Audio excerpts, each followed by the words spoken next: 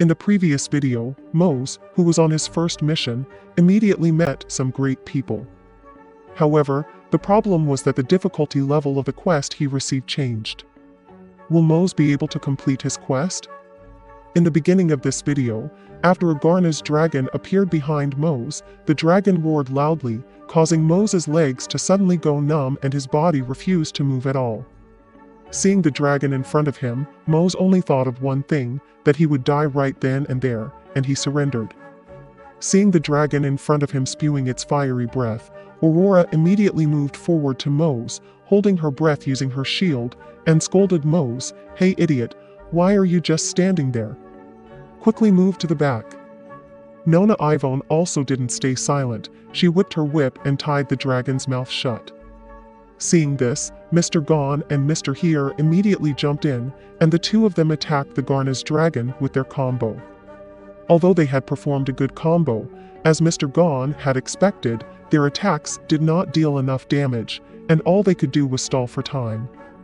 Seeing the actions of the strongest party members, Mose thought, so this is how the strongest party members play.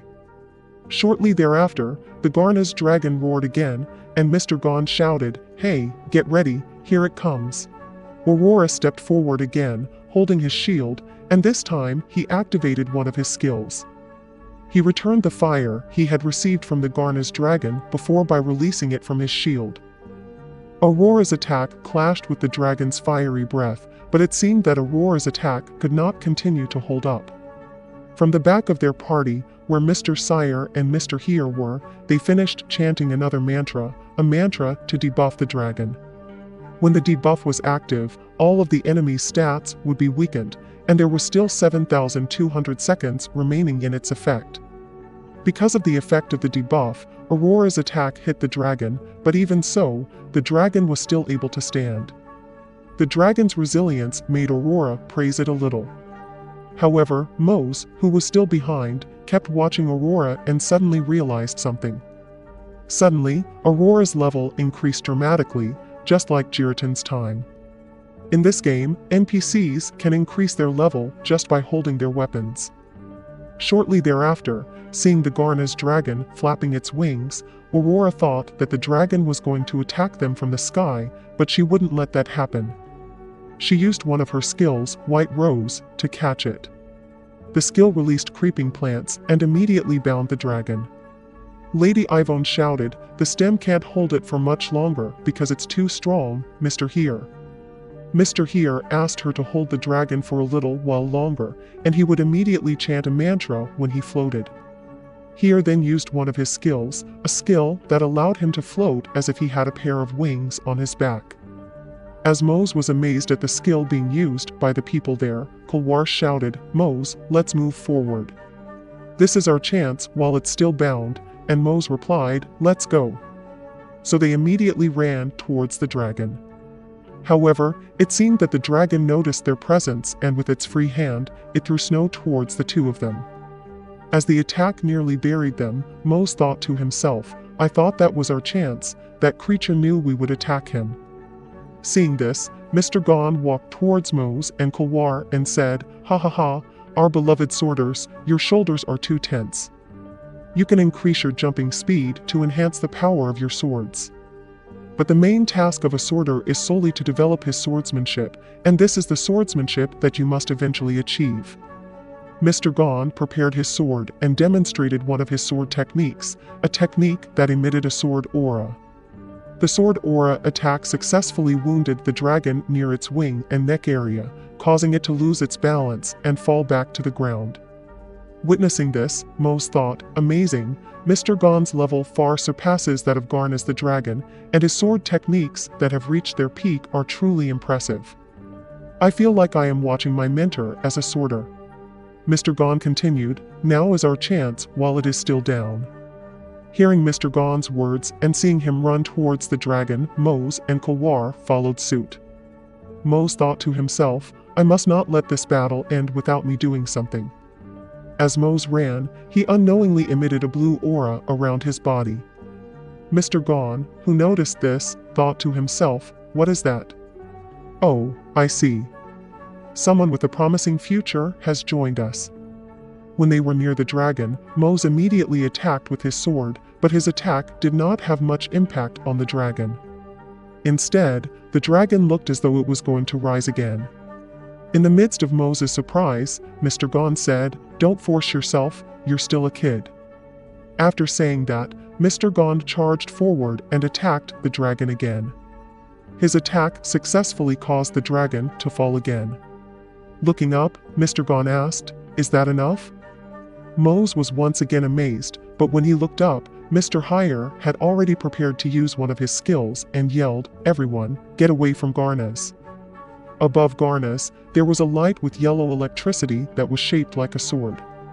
Mr. Hire continued, "Forgive me, ancient creature, but this is important to save many lives."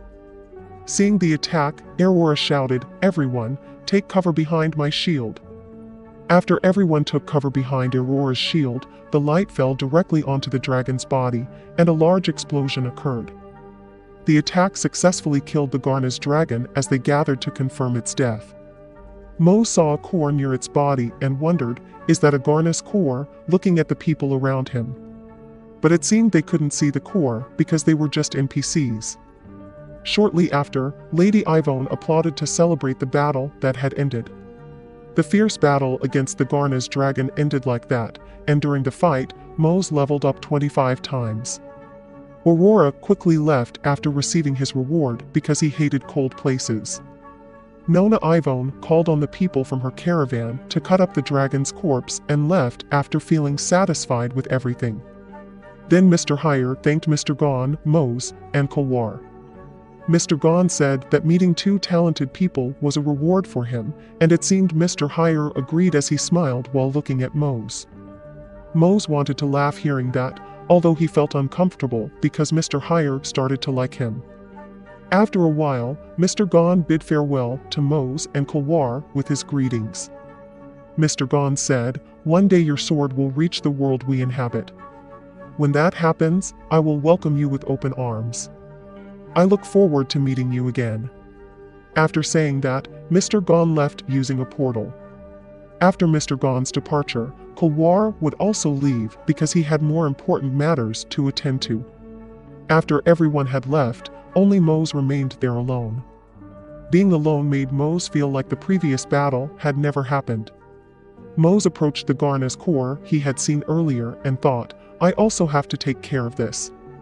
I don't know if it's okay if I use this core alone, but I don't need to talk too much. To match the strongest, I need to get stronger quickly." After Mose touched the core, it immediately shone.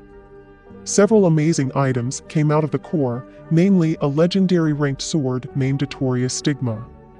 If used, the user would get a passive skill called Swordmanship of Atoria. For every 100 monsters killed, the user can use Disastrous Flame, Solar Storm, which can be stored up to 3 times with a cooldown of 10 minutes. However, monsters 20 levels below the user would not count as a stack. There was also a set of equipment called Atoria's Rising Sun, which had a legendary rank. The set included Atoria's Mane, Heavy Armor Helmet, Atoria's Sun, Heavy Armor Top, Atoria's Tenduin, Heavy Armor Bottom, Atoria's Craze, Heavy Armor Gloves, Atoria's Flame, Heavy Armor Shoes, and Atoria's Stigma, Heavy Armor Greatsword.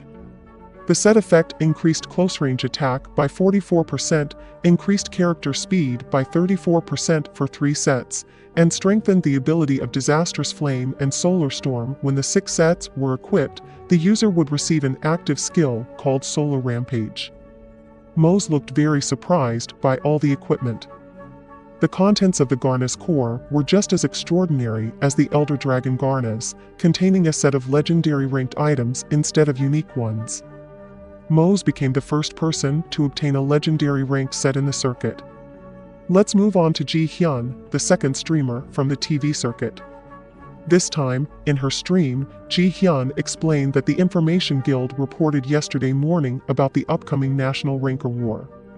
Until now, the ranking has been determined based on registered user criteria, but they plan to improve it as soon as possible. Special missions will be given to nationally ranked players.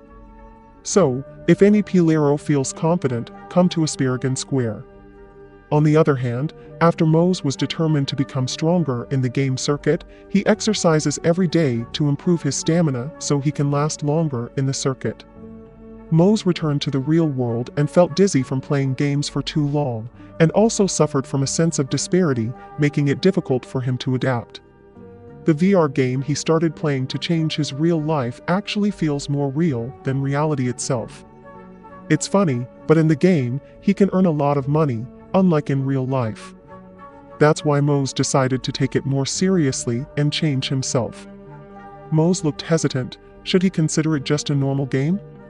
If it weren't for the game, would he live a normal life like the people around him? No, he would still suffer from a lack of money. Somehow, Mose could think of such a silly thing. So, in the end, Mose decided to return to where he was a while ago. After logging in, Mose was seen walking around a city. He thought he entrusted his armor to the smithy. Therefore, before reporting to the sanctuary, he will do something first. Mose looked around and his attention was drawn to an alley between two buildings that he thought no one would see him if he did something there. After entering the alley, Mose took out the legendary item he had obtained, the Greatsword Artorias Stigma. When he held the sword, his whole body glowed, and suddenly his whole body felt extremely hot after experiencing tremendous pain. A notification appeared in front of Mose telling him that the passive ability of the sword had been activated. Mose got Artoria swordsmanship. Mose could imagine his swordsmanship movements in his head. Mose looked a little surprised because it was the first time he had obtained a passive skill from an item and knew how it worked. But as Mose was thinking about it, he heard someone's voice from behind him. Mose immediately stopped his activity and checked who that person was. After checking it, Moses felt relieved as the people behind him were only chatting with each other using an item called Communication Crystal Ball, a device used to communicate from a distance. Seeing that, Moses remembered his former colleagues who used to party with him, and he wondered if he should buy the item. After a while, Moses was seen leaving an equipment store. He had just bought a communication crystal ball and also fixed his armor. Now he just needed to go back to the sanctuary through a portal. Time passed, and now Moses was being welcomed by a flight attendant from an airship. Moses immediately mentioned his destination, the big caravan, and the flight attendant led him while saying, "If that's the case, we will take you to the White Horse of Wonders. Please come this way." While following the flight attendant, Moses thought that upon arrival at the sanctuary, he only saw a note from Master Robin asking him to go to the big caravan. As Moses was thinking about that, Kia approached him and asked, "What took you so long to come here? Are you always going to make me wait?" Moses looked a bit surprised and happy at Kia's presence, and he asked her if she would join him. Kia confirmed that, as this mission was a joint mission. Time passed, and their journey had arrived at their destination. Upon their arrival at the big caravan, Moses stretched his body as he did not expect the journey to be further than the usual. Kia immediately informed Moses while pointing to a tall white building that reached the sky, "Look, Moses, that's the skyscraper of the big caravan, where everything is traded." As Moses was admiring the building, from behind them, someone spoke, "Miss Kia and Mr. Moses, welcome. I am Silverhead Russell and Information Guild." After the arrival of the man, whom we shall call Russell, Moses and Kia followed him. On their way, Russell explained, "Now we will go up to the 81st floor of the caravan. As information, floors 80 to 90 are accommodation facilities, and you will be staying on the 88th floor in the Florence room."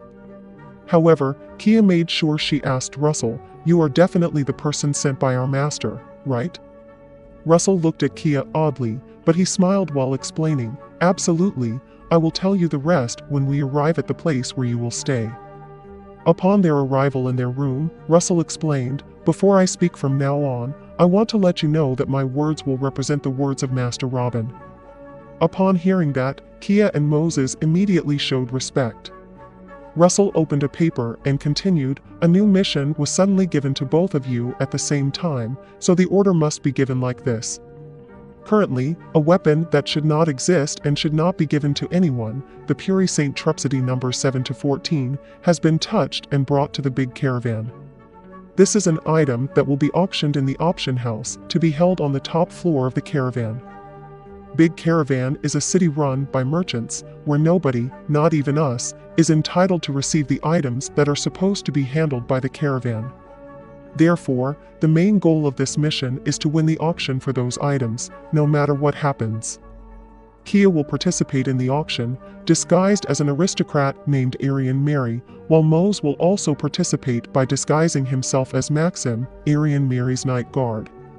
After the briefing, they both immediately set out to carry out their mission, and they arrive at a luxurious auction event. As they enter the room, a servant opens the door and another servant announces to everyone that Miss Aryan Mary is entering the auction room. As Kia and Mose enter the room, all eyes are on Kia, even Mose is fascinated. In order to participate in the auction, they must become part of the social gathering, and it's a good start when they both walk and suddenly a woman approaches them and introduces herself as Akazit Farinami from the Akazit family. She intends to invite Kia to sit with them, using her aristocratic mannerism. Kia agrees to her invitation, and as she walks with the woman, she notices some people laughing as if they are ridiculing her. Mose is surprised by their behavior. When they arrive at a table where two other women are sitting, the Akazit woman says a sentence welcoming the arrival of the Aryan family and imitates the Farim accent, apparently intending to mock it. The other two women laugh upon hearing the Akazit woman say the sentence with a mocking tone. Kia realizes Mose's anger, but she raises her hand to prevent him from acting rashly. While trying to hold back her laughter, the Akazit woman claims that it is polite for her to speak with the Farim accent, as she heard that the Farim are famous for their grapes. Does that mean the Aryan family also has a vineyard in Farim? Kia confirms that it's true, and the two other women immediately respond by saying that if that's the case, the Aryan family will receive a title of nobility for farming from their family, the Akazit, who have a long history as a royal enchantment that combines the power of magic and objects. Kia must work even harder for the Aryan family, especially as a half-elf. One of the women even makes a rude comment, saying that she can't imagine what it's like to look like a slave being sold on the lower floor of the big caravan, and she points out that Kia's choker necklace doesn't suit her due to her lack of elegance. She asks her guard, Orb, if he can fix Kia's dress, as it hurts her eyes to look at it. Upon hearing his master's command, one of their guards named Orb approached Kia and reached out his hand while saying, "I hope you don't blame me for this. I'm just following orders." As Orb extended his hand, Mose immediately stepped forward and grabbed the guard's hand, twisting it. "How dare you touch my lady with your dirty hands? Are you tired of living?" Mose's actions shocked Akazit and her two sisters. Kia then explained, "Are all knights from the Akazit family trash like this one? How foolish. The guard in front of you planned to resolve this situation honorably by abiding by the laws of chivalry for what you just did. I, Mary of the Aryan family, have received insult from the Akazit family. For the sake of my family's honor, I challenge you to a knight's duel. Maxim, are you ready?" Mose, who had already drawn his sword, said he was ready. He was Maxim, the knight of Farim from the Aryan family, and he would bring victory for the honor of his family. The people there who heard the commotion immediately surrounded them, interested in a duel as their debut in this social gathering. One of the women from the Akazit family ordered Orb to step forward and duel with Mose. The guard, Orb, shouted, "I am Orb, the knight of Akazit. I will accept your challenge for the honor of our family." Mose, who saw Orb's level, thought, level 32, huh? His level isn't that high. Orb immediately charged at Mose, but his attack was easily avoided by Mose. Mose counterattacked, and his attack damaged Orb's armor and made him faint instantly. Mose's actions left everyone who saw it stunned. They didn't expect this knight they saw to be so strong. The duel ended with one attack because Orb was defeated. Another woman from the Akazit family looked very angry as she ordered their other knight named Long Sel to step forward and punish Mose.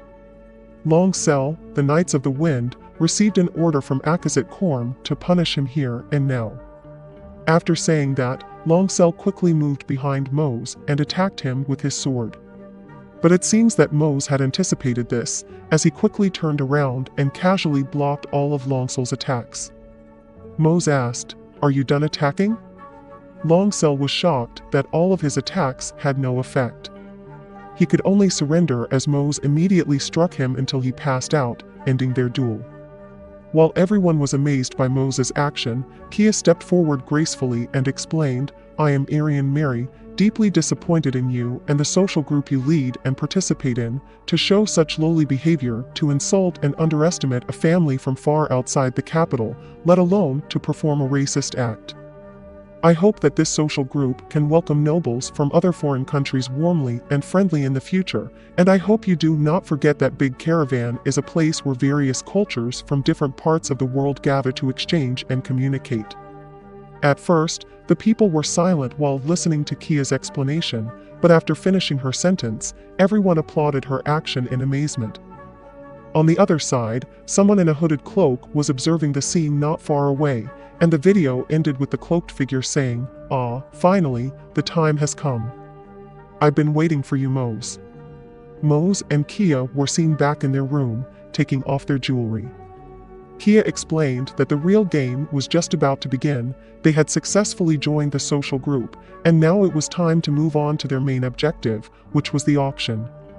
But seeing Mose staring at her like that, Kia asked, "What is it? Why are you looking at me like that?" Mose looked at her in awe because he thought Kia's acting earlier was extraordinary. Hearing that, Kia explained that she was quite experienced in that matter. Mose asked, "Experience? Does that mean you're a real noble?" Kia explained, "I used to be a slave of a noble, so I indirectly learned how nobles act and think. Honestly, when they talked about half-elves and slaves, I wanted to kill them on the spot. But now, I'm a sorter, a Kia who suffered because of having half-elf blood is gone." Mose was very surprised to hear that and bowed his head, apologizing for asking. Seeing Mose looking so down, Kia stood up and patted Mose's shoulder while saying, "It's okay. Don't be so sad. The important thing is that everything is going smoothly now." After a few moments of silence, Kia continued, "The master said he would give us enough time to rest after this mission is over, so let's finish this mission perfectly."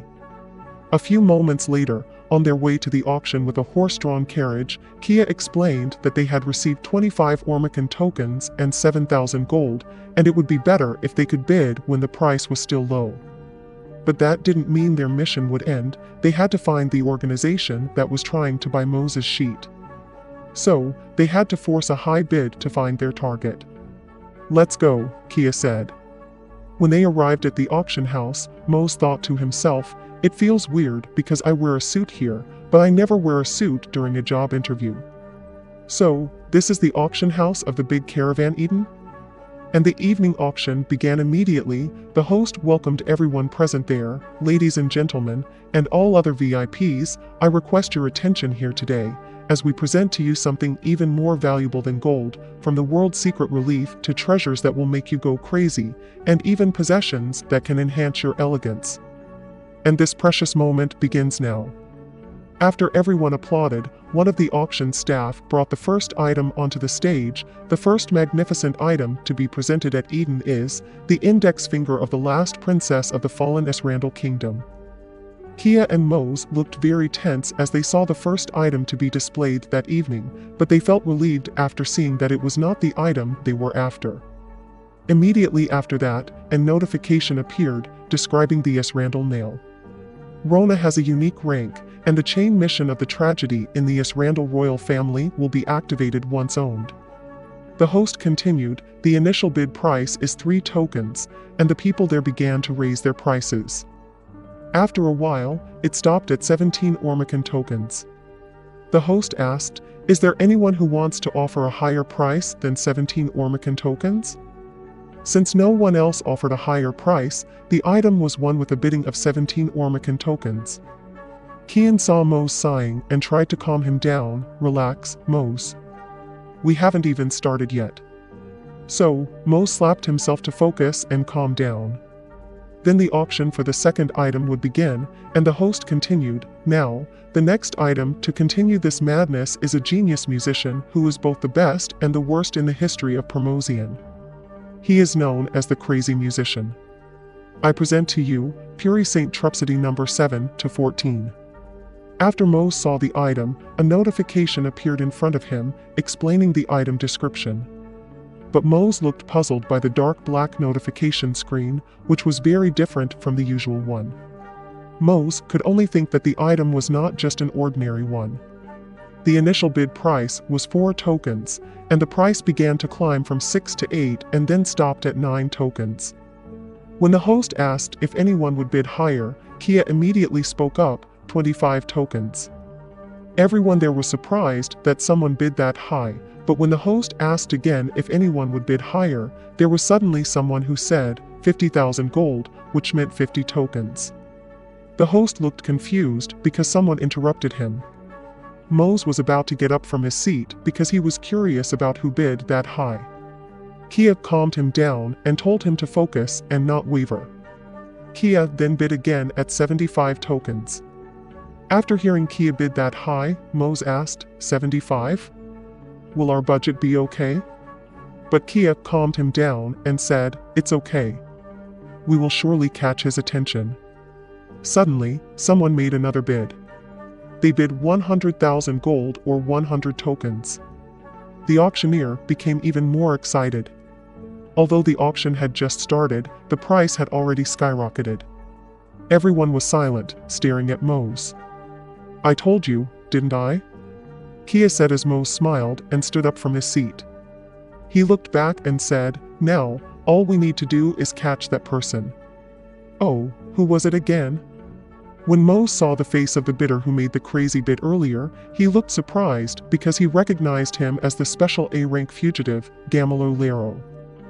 Just a little information for everyone, this part is a bit confusing because the scene suddenly switches to Mose and Kia chasing Lero in the forest after Mose saw him at the auction.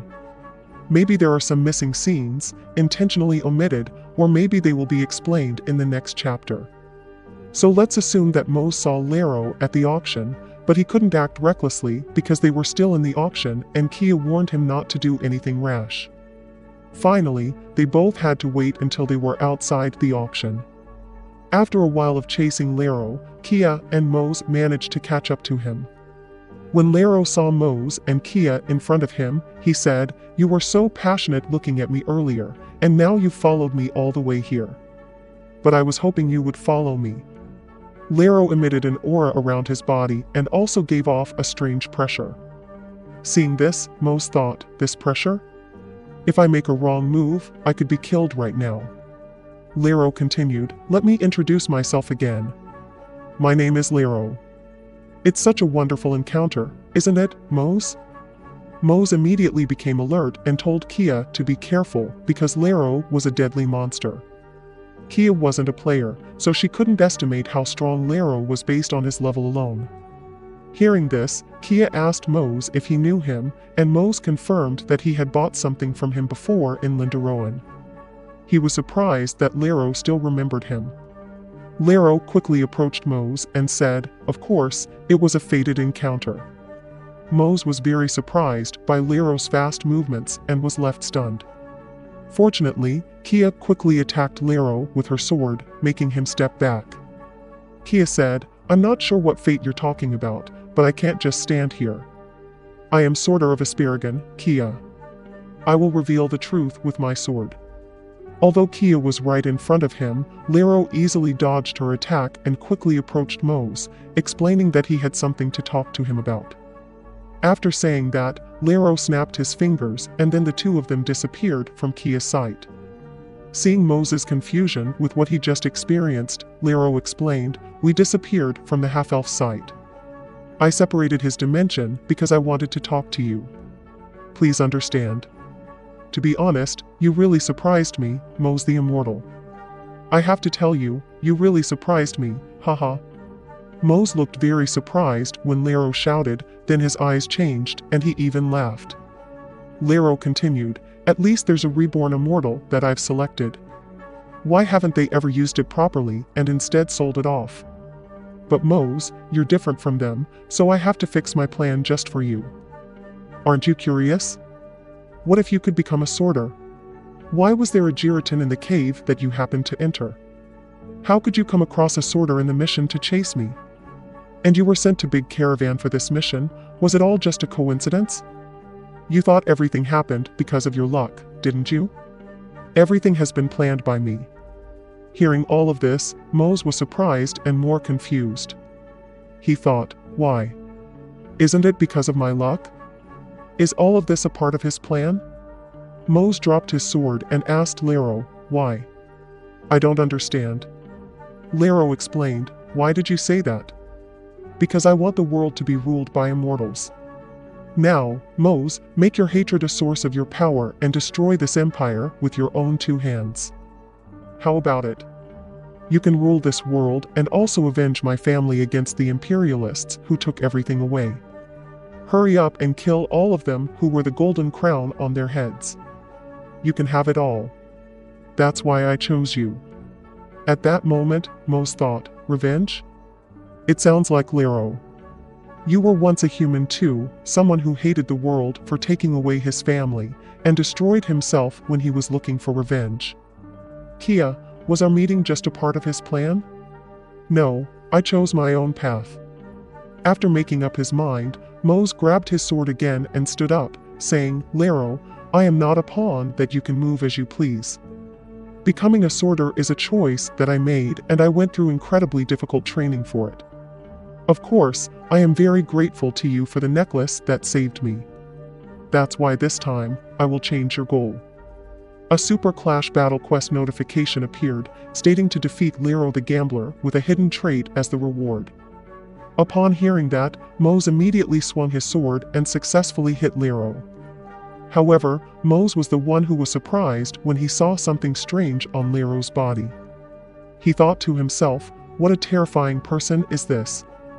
Lero, who was attacked by Mose, asked, Mose, what was that just now? Seeing Mose keeping his distance from him, Lero explained, ha ha ha, are you surprised?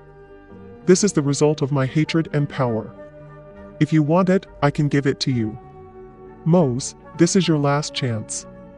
Will you choose to be on my side or do you want to die in my hands? Choose one. In the midst of such a situation, Mose tried to remain calm and then decided to reject Lero's offer. Upon hearing Mose's refusal, Lero asked, what's the reason? He shouted, you can become the king of this world. Just accept my offer. Why do you refuse this opportunity? Just kill those rotten imperialists with this power and the world will be yours. However, Mose still stuck to his principles because it was useless for him to do so. Seeing Mose still firm in his stance, Lero had no other choice but to kill Mose with his own hands. Thus, Lero immediately attacked Mose blindly in the midst of their mechanical battle. When Lero held Mose's sword with his hand, he explained, I know you have different opinions from us. You also enjoy things that we cannot enjoy. I understand that you have your own world. I have studied your people to the point of selling my body and soul. Your reason for coming to this world is to find entertainment and stimulus, right? I have given you new power, dreams, and stimulation of entertainment and pleasure. So why is it difficult for you to accept my offer? Your reason for being here is just for the sake of entertainment and pleasure that is not important, so don't care about the fate of this world. Although Mose was constantly cornered by Lero's attacks, he still managed to maintain his composure. He then replied to Lero's words, yes, your words are true. I am in this world to earn a lot of money.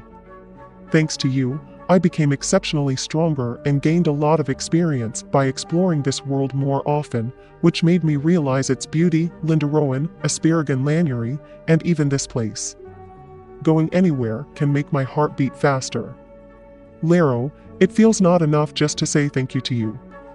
I also understand your current situation, but I'm sorry, I cannot accept your request to destroy this world. You ask why I think like this? It's just a guess, but I can see from your eyes that you don't really want destruction. So, I have decided to take your pain and bear your burden. Mose pointed his sword at Lero, who laughed at his explanation. Lero replied, "Ha ha ha, the meaning of your words is that I, who have only wanted revenge, did not realize what I truly wanted to do. What do you know? Stop babbling nonsense. Alright, if you don't want to listen to me, I'll kill you right now, you damn rat." Despite Moses' best efforts to defend himself, Lero continued to attack him fiercely, and his HP continued to decrease over time. In the midst of the intense battle, Mose thought to himself, "If this continues, I won't be able to make him realize the error of his ways. But if I can't stop him, Lero will forever be trapped in this cycle of revenge. That's too sad if it happens. I have to think of a way." Suddenly, Moses' sword began to glow brightly and a notification appeared, indicating that Mose had defeated 100 monsters and activated the effect of Atoria Stigma. Mose immediately gained a new skill, Disastrous Flame, Solar Storm, an active type of skill that can only be activated using Atoria Stigma. If the Atoria's Rising Sun set is in the user's inventory, it will be automatically equipped when the skill is used. The skill inflicts 1026 damage per second to enemies touched by fire, for a duration of 100 seconds, with 3 stacks of fire that can only be extinguished by a skill of the holy type. When Mose mentioned the name of the skill, he seemed to lose consciousness and his body moved on its own, still swinging his sword and spreading fire around him.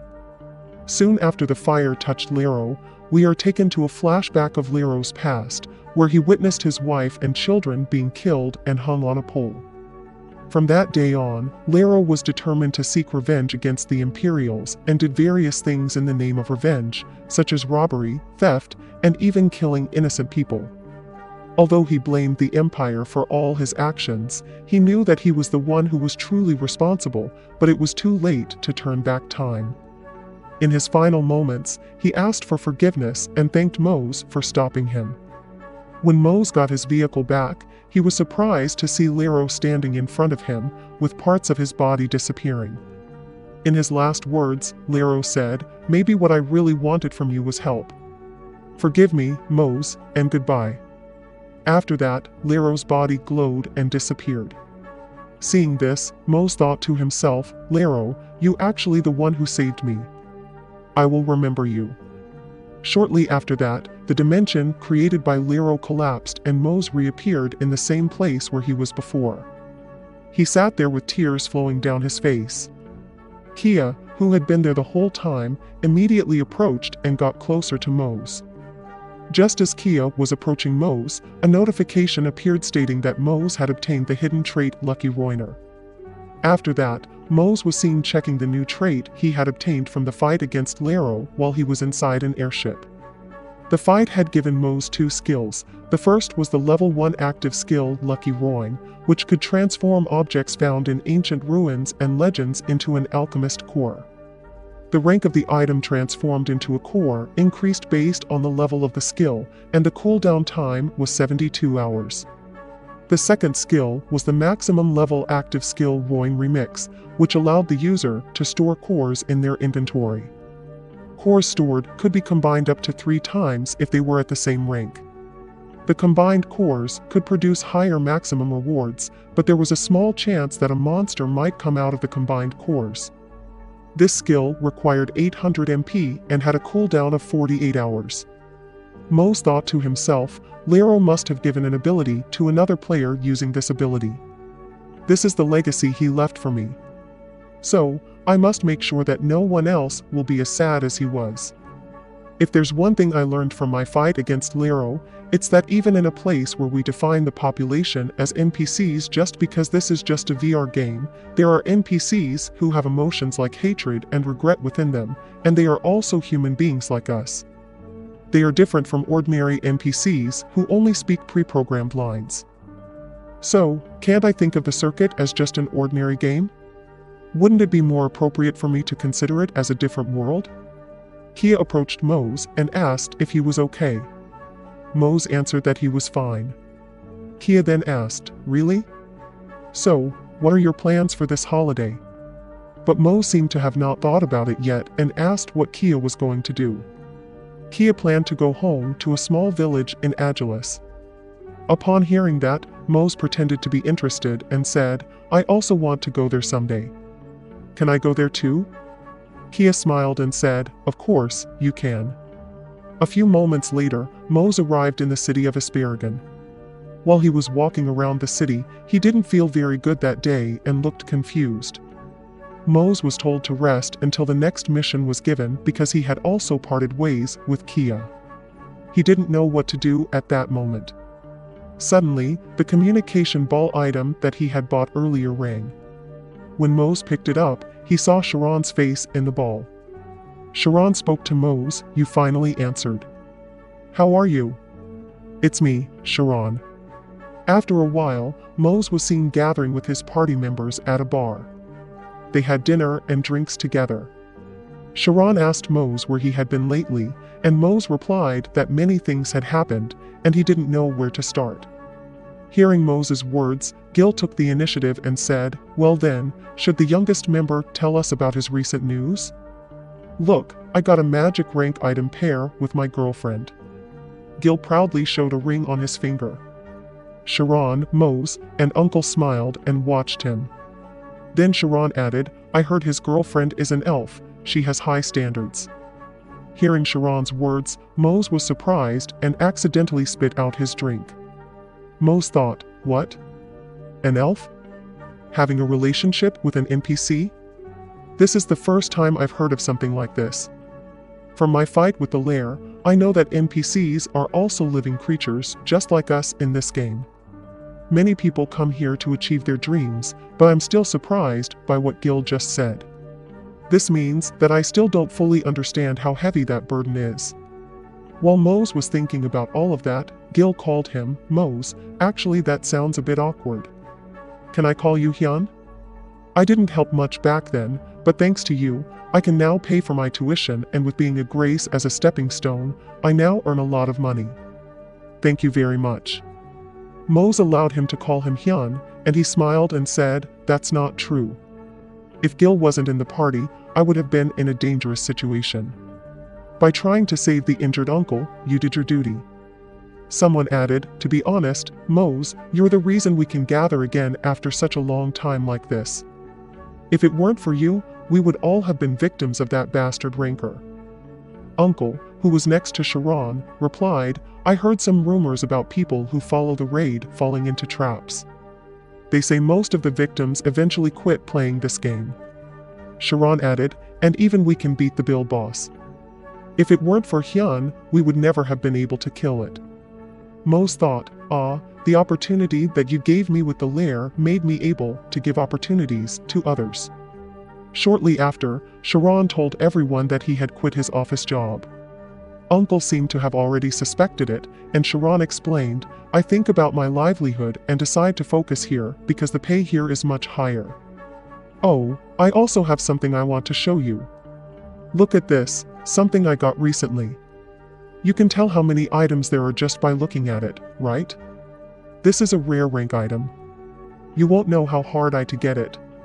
Sharon took out a bow from his inventory and showed it to everyone there. As Mose looked at it, he thought, It's amazing. I know more than anyone else about how hard he struggled to find that item. Gil and Sharon are also trying their best in their respective fields. Compared to them, what about me? I keep saying that I have been struggling, but after getting the power of the Ruined Star and up until now, with extraordinary luck, I have obtained high-ranking relations, items, and skills more easily than others. At the same time, I fell into an illusion that made me think I could continue to rely on luck rather than putting in more effort. And even all of this is thanks to Lero. I continue to have good luck. Of course, like this until now, I said I would make more effort as long as I have the opportunity. I promised myself that I would enjoy the circuit like Gil and Sharon. I said all that, but what am I doing now? Right, I have to remember where I started. Suddenly, Mose said, It's been a long time since we gathered. Do you want to do a quest together? At that time, Mose did not know what kind of experience the quest would give them. The video ended with their group being surrounded by a group of monsters at the edge of a cliff. They looked panicked because they did not expect the situation to be like this when they were doing a quest together, removing all dangerous animal colonies in the mines of the Man Hill. The total number of monsters that needed to be removed was 1586, and there was still one thing that was a question mark. At the beginning of the video, after Sharon, the uncle, Gil, and Mose agreed to do a quest together, they were seen in a horse-drawn carriage heading to the quest location. The quest required them to remove all dangerous animal colonies in the mines of the Man Hill. A report about the dangerous animal colonies found in the largest mine in the Asparagan continent had been received. According to the investigation, the dangerous colonies were made of comans, and there was a risk of the mine area collapsing due to the rapid expansion of the colonies. Quick colony cleaning was needed on a wiper range scale, with difficulty B+. The reward was 5,500 gold proposed by the Lord of the Demon Castle, as well as other additional rewards. They were seen discussing the quest after seeing its description. Mose asked, "Does any one of them know about comans?" According to the book that Gil is reading, they are creatures that are still in the same family as Morse, who lives in the depths of another forest and lives in a herd of about a dozen. Hearing the explanation from the book, the uncle asked, "A dozen? Are we supposed to defeat all of those colonies?" Sharon added, "Yes, and the range is wiper, which means there are at least more than 500 monsters in total." Gil looked surprised when Sharon mentioned that there were more than 500 monsters that they had to remove. According to Mose, there must be one that leads the monsters. If their party can defeat the leader, the rest would not be a big problem. The uncle agreed with Mose's statement. Mose is right, and usually the leader is at the back row to observe the battle. In order to make him come out, our priority is to use advantageous areas. Gil became excited again and proposed, "Should we assign roles first?" Nona Sharon, go to the highlands and monitor the colony path, because I can use magic. I will try to help you, Hyung, and the uncle will protect Mose with his shield. Hearing about the role division, Mose seemed confused. Why were they all fixated on him? Sharon reasoned that Mose was the main factor of their party. Gil knew this might make Mose uncomfortable, but sorry, that was the plan with the highest chance of success. After considering for a while, Mose understood and agreed to the plan. Upon arriving at the mine, they immediately descended the stairs. After walking for a while, Sharon, who was at the front, stopped their path as she heard something from below. They paused briefly and, because they always heard the same thing, they thought they were in the right place and continued. However, after following the path, it stopped at a sizable cliff area that was right next to the abyss. When Gil warned everyone to be careful, a glowing eye suddenly jumped towards him. Sharon immediately shouted at Gil to move away, but due to confusion, Gil could not react. Fortunately, Mose quickly went there and held back the monster attacking Gil. Mose then struck back the monster, but when Uncle and Sharon approached Gil to check on him, many glowing eyes suddenly appeared around them. When they were all surprised to see so many eyes, a notification appeared detailing their quest. They had to eliminate 1,586 common monsters and something that was still unknown. Gil seemed very surprised to see the total number of monsters they had to deal with. Sharon yelled at Gil, "What are you doing? Go to your planned position." Hearing Sharon's shout, Gil quickly rushed to his position. However, due to too many monsters, Gil, who was still confused, could not react well when the monster attacked him. But quickly, Uncle intervened and blocked the monsters approaching Gil with one of his skills. Uncle stalled the monsters with his shield, but because there were too many monsters, the three of them ended up in a corner at the edge of the cliff. In the midst of this very dangerous situation, their plan had automatically fallen apart. Gil suddenly saw that Sharon was more cornered than the three of them. If Sharon became isolated, the three of them would not be able to help him. Seeing this, Mose shouted at Sharon to try to approach them, and Mose would distract the monsters. As Mose was distracting the monsters, Sharon quickly leaped over the group of monsters and joined them. Although they were together again, Mo seemed even more confused because there were too many monsters, making it impossible to defeat them one by one. Gil began to show his despair, and his eyes began to lose focus. Although they tried to calm him down, he became even more panicked seeing their situation at that time. Their plan has been completely ruined, and now they are on the edge of a cliff, but Charon still shows determination to survive, as does the uncle who doesn't want to give up easily. At the very least, they must see their leader, but until now they haven't even caught a glimpse of the monster leader's nose. Mose wonders what he should do. Should I just try to break through? No, if we do that, we'll receive more damage. As Mose is pondering this, a notification appears telling him that he has defeated 100 monsters and the effect of Atoria Stigma has been activated. Mose can now use the skill Disastrous Flame, Solar Storm. Mose smiles as he sees the notification because it came at the right time. On the other hand, the uncle screams that he will try to protect them as much as possible, so run as much as possible, but suddenly Mose interrupts him. Wait, hand everything over to me, make sure you hold on to your shield tight, uncle. After Mose says this, he immediately advances towards the group of monsters and activates his skill. The uncle looks surprised to see Mose move forward, but what surprises him more is the skill that Mose uses, which manages to kill most of the monsters that they need to get rid of. At this point, they have eliminated 415 monsters by taking advantage of this momentum. Mose then immediately orders them to move forward while killing the monsters in front of them. Seeing Mose's amazing actions, the uncle, Gil, and Charon are all very impressed with his abilities. Seeing this, Charon thinks, I already knew that he was strong, but I didn't expect him to be able to kill hundreds of Comans at once. He really is very strong. After fighting for a while, Mose manages to defeat 957 common monsters. Mose yells, finally, we managed to eliminate half of their population. Is everyone okay? If so, let's hurry. Hearing Moses shout, they continue to eliminate the Coman monsters. They manage to work as a team and stop the momentum of the monsters, which reminds Mose of the past. However, they are suddenly startled by a notification that tells them there is only one thing left that they haven't eliminated yet. They become more vigilant. They thought they were getting closer to the boss area when Charon shouted, everyone, look over there. They all turned to the area Charon had pointed to, but were surprised to see someone behind the line of monsters. The person was being carried by one of the monsters, and they wondered if it was a human. Soon, the person got down from the monster's back and approached them. After getting closer, the person pointed at them and said, 2 hands and 2 feet? Humans.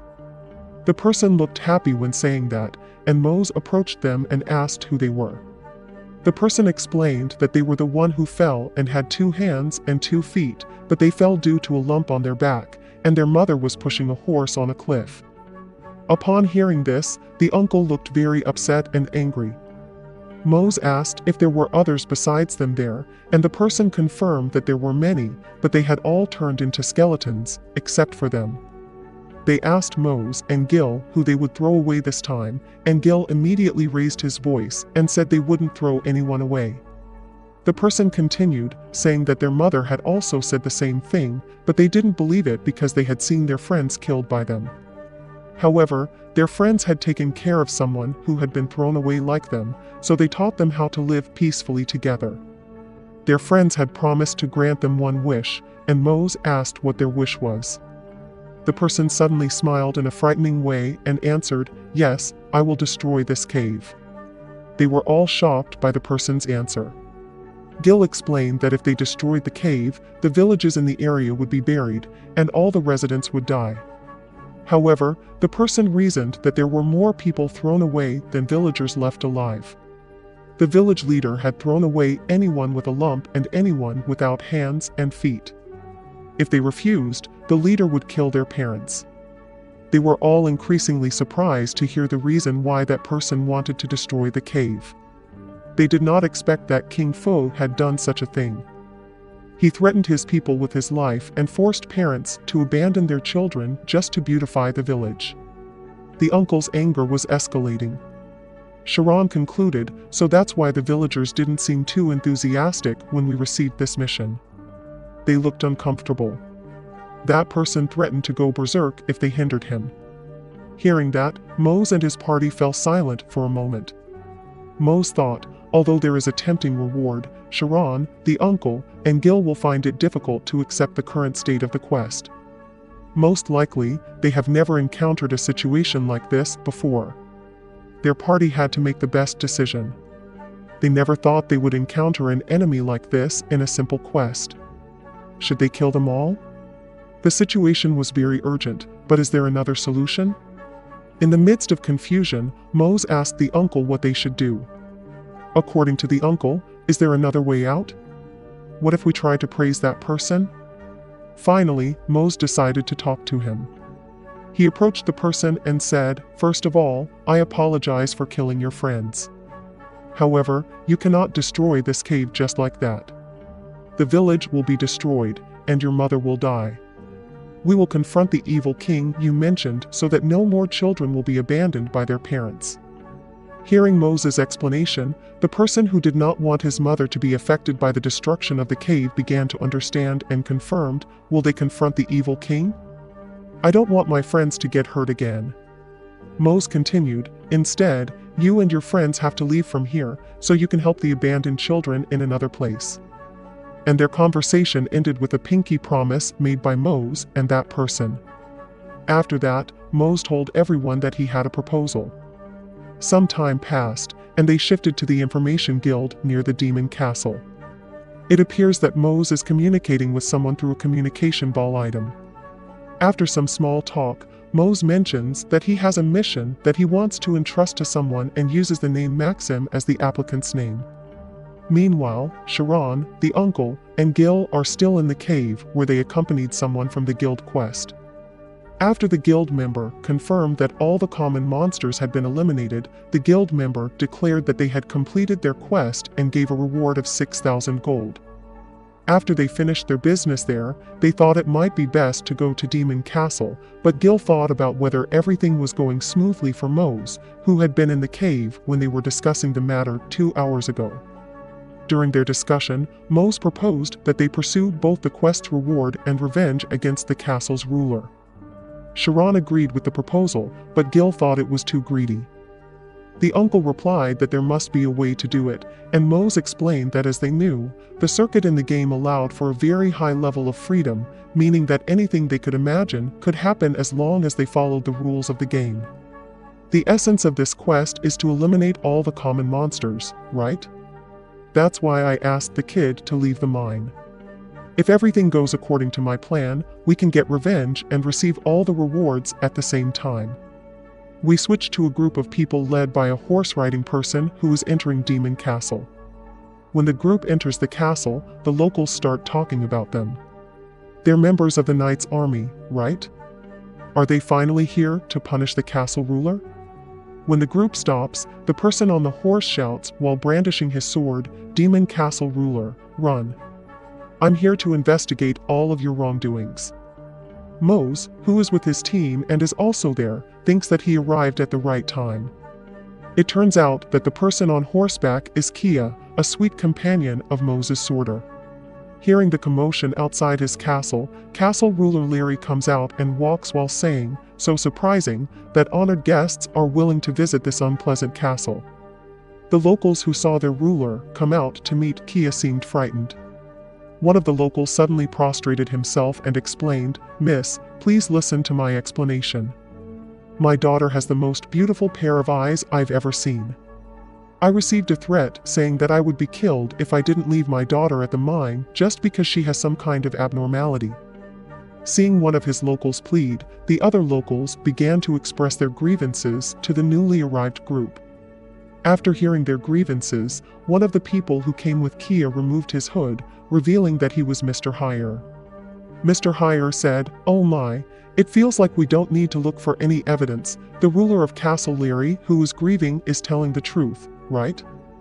After seeing Mr. Hire, who is a member of the 14 Holy Knight Army, Leary said, "Ah, a member of the 14 Holy Knight Army. I was curious about your identity. No one is more loyal to this country than me, a great warrior who helps make the country great. Those who are cursed from birth have no place in this country. That is why this law was established with the authority of the ruler. The feudal policy of this territory cannot be disturbed unless the emperor himself intervenes. Suggestions and OM, who heard Larry's explanation, looked very angry. They didn't expect him to be so cruel. Mr. Hire replied to Larry's words, "Is that so? But there is a problem. My goal is not to disturb you about that.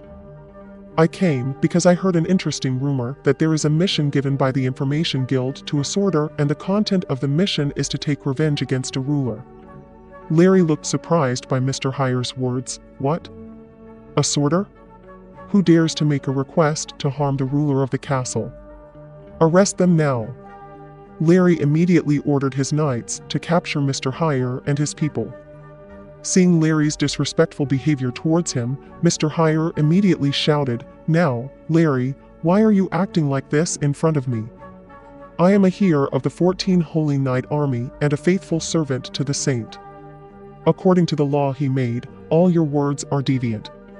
People like you unknowingly pollute the continent without realizing who the real insects are." But Larry insisted on his dignity. "How dare you insult me as a ruler of the castle?"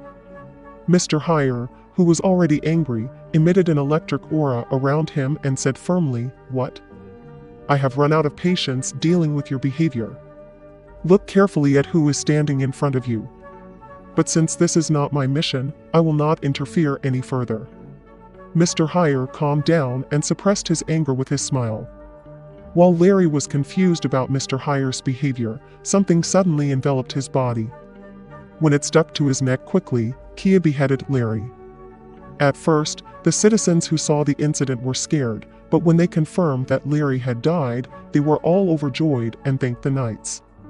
Shortly after, a notification appeared to the people partying with Mose, indicating that they had successfully completed their quest. Initially, the uncle was not sure if Mose's plan would work, but now he believed that a quest could be completed in such a way.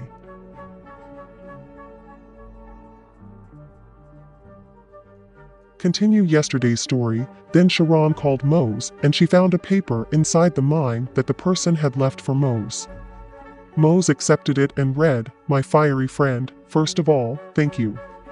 As we promised, let's go after going towards that big hole. I never saw clearly because I was scared, but there was a big ship there. Go and see." While Mose was thinking about the big ship mentioned by the person, someone called him from behind. It turned out to be Kia. She complained to Mose that the place was very far from her home, but when Kia was about to complain more, Mose approached her, smiled and said, "It's been a long time since we met, right? I miss you, Kia." Seeing Mose's behavior, Kia was stunned and did not continue to complain. A little while later, Mose and Kia were seen in a bar with their party mates, drinking and chatting. While Mose and Kia were talking, Sharon suddenly asked Kia, "What is your relationship with Mose, Kia?" Kia looked a little confused by the question and replied, "Relationship? How should I put it? If I have to choose a word, I think we are work colleagues, haha, other players would think the same, right?" As if hit by a large hammer, or like thousands of arrows piercing him, Mose was slapped by the reality that he was only considered a work colleague by Kia. The uncle immediately comforted Mose, who looked devastated. While sipping his drink, Mose thought, "I thought it would be more special than that, but what can I do? I have to focus on others for now. By the way, I have to visit the underground mine again before we leave." Time passed after reality hit him. Mose returned to the mine, and when he entered the mine, he saw that the place seemed to be cleaner, perhaps because Mose's party had completed their quest. Mose walked towards a river, thinking, "Is this the place mentioned in the letter? Is the ship really here?" But he didn't see it. Oh, suddenly something emerged from under the river. The video ended with Mose looking very surprised when he saw something emerge from under the river.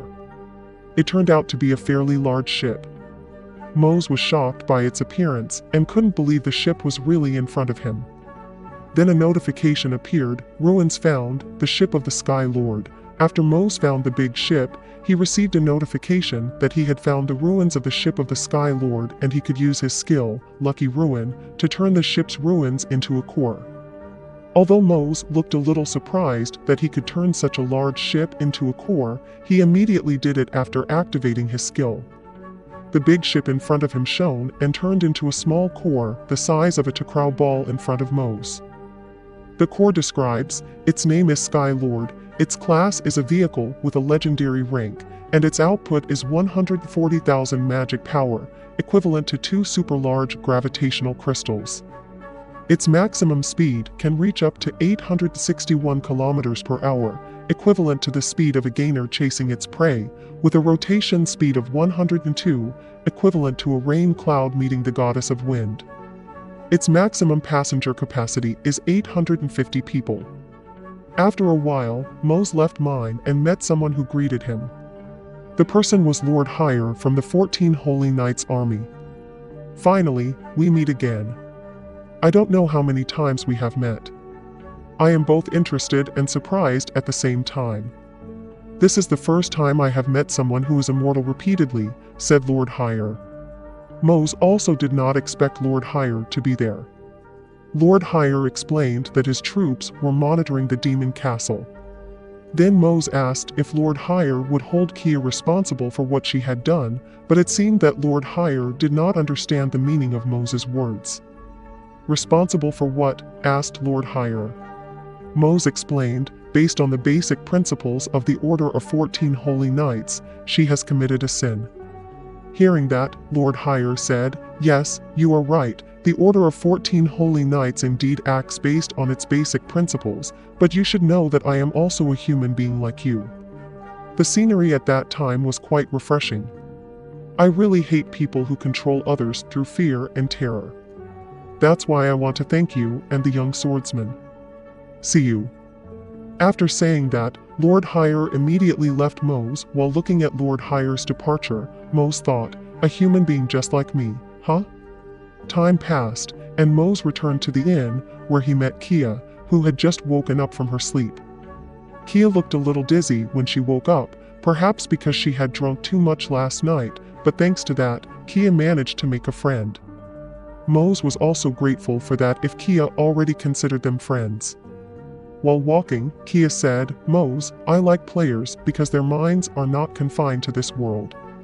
They don't care about your race, they treat me like an ordinary person, and that's what I appreciate and like about you too. It's time for lunch, let's hurry. Mose seemed to be thinking about his feelings for Kia again and followed her downstairs for lunch with the others. After they were in the cafeteria and had lunch together, Mose was asked about his next plan. He thought he would look for the next quest and asked if they wanted to join him again or not. Upon hearing the invitation, Uncle immediately agreed, and Gil said the same thing. If there was Mose, they didn't need to worry about anything. Sharon heard that and immediately invited everyone to hurry up, even though she was still biting her sandwich. It seemed that Sharon was the most enthusiastic among them. Finally, the three of them rushed to their respective rooms to get ready to leave. Mose and Kia were still there, and Kia asked Mose where they were going this time. Mose, who hadn't thought about the details of his plan, simply said that they were going back to the city of Asparagon. Upon hearing this, Kia's face looked sad, and then Mose reached out his hand, inviting Kia to come with them. Kia was silent for a moment upon hearing Mose's invitation, and then she smiled sweetly and accepted it. A few moments later, they were now boarding a ship owned by Mose previously. The uncle, Sharon, and Gil looked amazed when they saw the ship. In addition to its very large size, the interior was also very luxurious. While everyone was admiring the ship's interior, Kia asked Mose where he got the ship from. Mose laughed and then answered that he accidentally found it on the side of the road. Kia, who was curious, asked about the elf behind Mose, and since he forgot, Mose introduced her. Oh, let me introduce her. Her name is Elsa. She is the foundation and core of this ship, and she is a fairy from Lyrier 3. Elsa immediately greeted Kia. Hello, I am flying this ship under my new master's command, Mose. We will arrive at our destination, Asparagon, shortly. Kia looked somewhat surprised and amazed when Elsa spoke to her, then she conveyed that they would arrive soon, and Mose was also somewhat surprised because it was faster than he expected. A few moments later, they had arrived in Asparagon, and after parking their ship, they got out of it. On the way, Kia asked if Mose was a wizard from the White Tower in disguise. Of course, Mose denied that. Then Mose invited them all to go directly to the Adventurers Guild, but upon arriving there, they were surprised to see a lot of people in front of the Adventurers Guild. With some difficulty, Mose tried to enter the crowd, and when he was right in front of the Adventurers Guild's entrance, he asked the person from the guild who was guarding there, "Is there a problem?" The person explained, "We apologize for this sudden decision. All Adventurers Guilds on this continent will be closed temporarily." When they asked about the reason, suddenly someone shouted, "Everyone, go to the square now." Upon hearing the person's shout, even though they didn't know the reason, everyone in front of the Adventurers Guild immediately went to the square. When they all arrived at the square, they saw a live stream screen that was still active. At first, they thought it was just a live stream channel for a circuit mukbang. However, there was something strange because the live stream showed something like a human corpse. They wondered if this was a prank or just a content. As everyone was wondering what was happening there, suddenly someone spoke from their live stream, "We have successfully hacked it. Players will not be able to stop this live stream. I announce to you, immortals, you have come to our land without permission. Who gave you the right to do that? Belika, the sun god, or Valus, the moon god? None of them. You have entered this world without anyone's permission. Of course, no one needs your presence because you have colonized our world. You have trampled on us, robbed us, and looted us. Do you think we will just sit back and watch these heinous acts? Witness the last scene of those who cannot escape to their own world. Players, immortals, I, Lydorn, the Prince of Logis, declare war against you." While everyone was shocked, angry, frustrated, and scared after seeing the stream, even Kia, who is a native of that world, felt the same way. A notification appeared that an event quest was activated. The large-scale group quest was called Prince of Rebellion with a difficulty level of S. The objective was to defeat Lydorn, the unusual genius. History says that Lydorn, the prince of the Logis kingdom, had left his public reputation as someone calm and dignified. Now, he has directed his sword towards players with hatred. Wait, why did Lydorn, the wise one, draw his sword against innocent players? Of course, not all players are good. Some players commit crimes and enjoy it because they cannot do so in their world. This is Lydorn's response to troll players who are very few among the immortals who have caused cruelty and crimes in this world. After the incident, the Game Circuit website was in a panic state. Many players considered it a simple event, but some expressed concerns about the AI or virtual artificial intelligence being too realistic. From the Circuit community, many people sent words to show sympathy to the Circuit TV. A thread that understood Lydorn appeared from time to time. Using any means, players quickly started to look for parties for the quest. Nearly millions of players have gathered to defeat and stop the tyrant, Lydorn. We switched to Mose, who was on his ship. As Mose was looking out the window while thinking about yesterday's events, Kia approached him and handed him a cup of Keffel tea that she had made.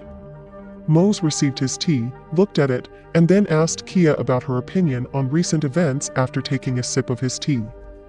Kia said, "It did surprise me a bit, but nothing crossed my mind about the incident. Maybe because I am used to being on the battlefield since birth so that I would not be abandoned by my parents. I became food for wolves so that I could survive as a slave, so as not to lose to people who cursed my blood as a half-elf.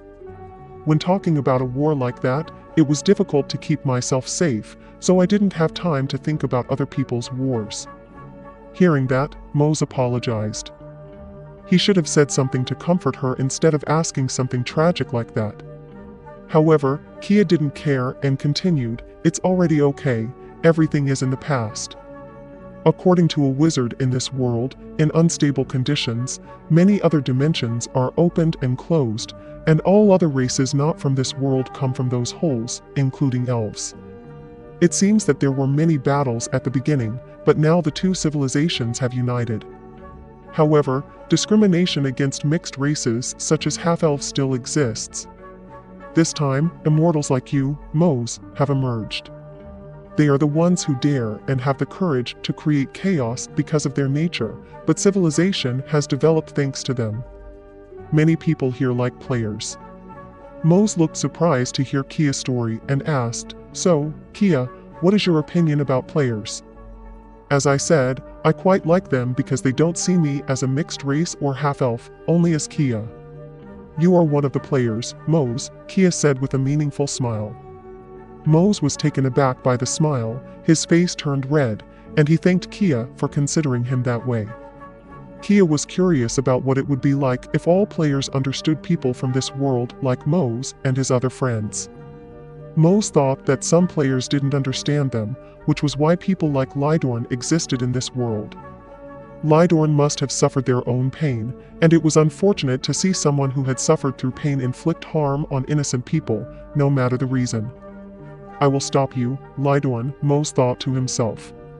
After a while, we switched to a plane where there were so many corpses scattered around, as if a battle had just taken place. One surviving player was there, although he had lost one of his hands. He looked scared and hopeless. It seemed impossible to see combined player and NPC forces defeated easily by the Black Griffin's cavalry, and the man became the last person killed by the cavalry. We switched to a streamer who was discussing a recent event that was held at a circuit. We just heard that the Rose Holly Guild, which left early for the event, had lost decisively. Right after the battle, Prince Lydorn led the cavalry and attacked Koika, the Guild of Magical Temples. Moz and his party members who were with Kia also heard the news, and they concluded that the situation was getting more serious at that time. Moz felt that they should join forces and help those people. Uncle asked Moz if he planned to start fighting now. According to Moz, that was what they should do. Then Moz asked, "What about the three of you? You are free to do whatever, but it will be dangerous." The three of them remained silent for a moment and then looked at each other before deciding they wanted to follow Moz. Moz was surprised by their decision. Uncle reasoned, "Of course, we realize that we are weaker than you, Moz, but if you are the one leading us, then we are ready to follow you." Sharon added, "Right, we need a leader, and I think that leader is you, Moz." Gil agreed with that too, Sharon is right. Who else if not you, Moz Hyung? Moz looked reluctant when given such a big responsibility. When Moz was about to argue that he was not someone worthy of leading them, he saw Kia nodding her head. Moz fell silent for a moment and then said, "But it is true that the situation is getting more dangerous with each passing second. If you really want to trust me, please fight with me." Uncle, Sharon, and Gil gave their support. "Of course, we will join. Why should we be afraid if you are the one leading, Moz? I will follow you to the ends of the earth." Kia also gave her respect. "I am Kia, sorter of Asparagon. I will not ask anyone but you about the whereabouts of its handle." With that, Moz became even more confident. He thanked them all and promised to always stand in front. They could all trust and follow him. We switched to a group of people in a very large grassland area. One of them asked their companion, "What is the situation now?" The companion said they had 20 tankers, 10 of which had low HP. As the person thought about how to stop the attack, a crystal communication ball on their waist rang, and someone spoke from the ball, "Can you hear me? If so, please answer. This is Tiger King. Most of us have fallen. How is the situation over there?" The person held their crystal ball and said, "The situation is the same. We are almost defeated. We cannot fight for much longer." Tiger wanted to suggest, "For the time being, let us join forces. We are currently on the riverbank on the plateau." As the person understood the proposal and tried to join Tiger, their companion suddenly shouted, "Look over there, they're coming again." The player pointed to a group of soldiers riding griffins heading towards their location. Upon seeing the army, they were in disbelief that the army would arrive so quickly. Another player immediately shouted to run to the nearby high ground and join another group of players. The player who shouted decided to hold off the army to buy time for his comrades to escape. However, the army quickly caught up to him and the sailor resigned himself to his impending death when suddenly someone recited the mantra Atra Jack Chrono and a light suddenly shone that stopped the Griffin army in its tracks. The person then instructed the player who intended to sacrifice himself to join his comrades. The player thanked him and ran towards his companions. The players who had already run stopped in their tracks upon seeing the magic performed by the newcomer. Upon seeing his outfit, they thought to themselves, wait, he's that person, right? The first player to enter the White Tower, the sorcerer who ranked third in the official rankings, Callion. We switched to a camp established by the players where several players were seen discussing. The blue-haired one appeared angry and slammed the table in front of him upon seeing the information that the combined player and NPC forces could easily be defeated by a small number of soldiers. Callion asserted, you saw it for yourself, right? So it's best not to treat them like ordinary NPC troops. Fortunately, many people survived in this situation.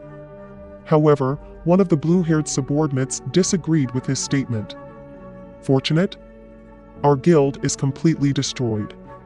What were you doing behind the scenes while they were destroying us? Callion's subordinate couldn't let the rudeness slide and immediately grabbed the collar of the person who spoke. Watch your tone. Do you even know who you're talking to? Upon seeing the two of them fighting in the middle of such a critical situation, Callion immediately intervened because it was not the time to be selfish. They had to build their defenses as quickly as possible. Suddenly, the people in the camp heard the commotion from outside. Upon hearing the noise, they immediately stopped their activities and went out of the camp. They saw the army approaching, so one of the players shouted, "They're coming. All remaining tanks go to the front line, and DPS goes to the back line. Hurry! Do you all want to die like this? Hey, you there, tankers, don't forget to bring your armor and recover your health and mana." The players immediately prepared for the imminent battle. Callion, who saw the enemy army and knew how powerful they were, thought to himself, can we win this? On the other side, in the prince's army, the Logis Prince Lydorn was addressing his troops, I apologize to you, my old friends. I have forsaken my country, throne, and even my honor. Yet, you all have chosen to follow me and remain loyal to me. Even the Sun God's army dared not oppose us. I have given my soul to Ain, my woman, who has been defiled by those damn players. Soldiers who follow this hateful prince, advance. I am willing to bear all your shame even to the depths of hell. I would die 100 times more for you. Black Griffins, spread your wings. With the prince's signal, all the Griffin soldiers charged forward, and the battle between Prince Lydorn's troops and the temporary alliance of the players' circuit began. The battle seemed to be unbalanced, with Prince Lydorn's troops dominating the alliance of the players' circuit.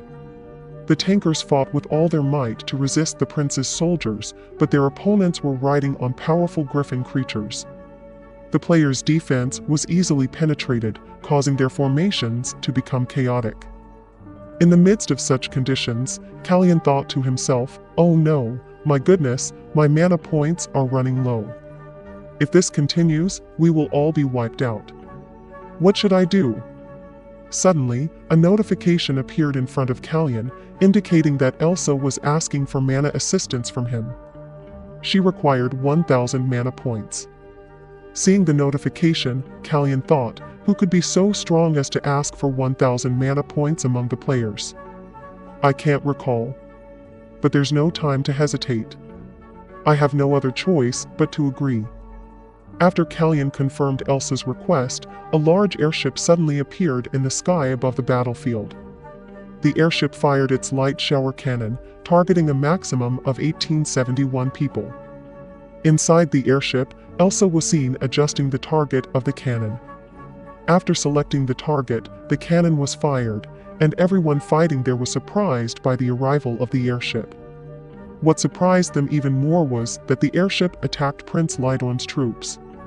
At that moment, one of the players shouted, "What are you waiting for? Attack them while they're still confused." On the other side, Mo's and Kia's party, which was on the airship, was preparing to join the battle. Mo's asked, "Are you ready? We have to join them. Let's go down." They immediately jumped from the airship onto the battlefield below and charged forward, killing Prince Lydorn's soldiers who stood before them. The direction of the battle changed after their arrival. Now the alliance of the player circuit could counterattack Prince Lydorn's troops. As Mose continued to advance, he was almost hit by one of Prince Lydorn's soldiers. Fortunately, a magical attack killed the soldier who was about to attack Mose. It turned out that the one who saved Mose was Callion, who said, "Thank you so much. We could have been in a worse situation. My name is Callion, and I never thought there was a player with such a large floating ship." Mose shook Callion's hand, and Callion introduced himself. However, suddenly Kia shouted at both of them, "Hey, you two, this is not the time for you to greet each other like that."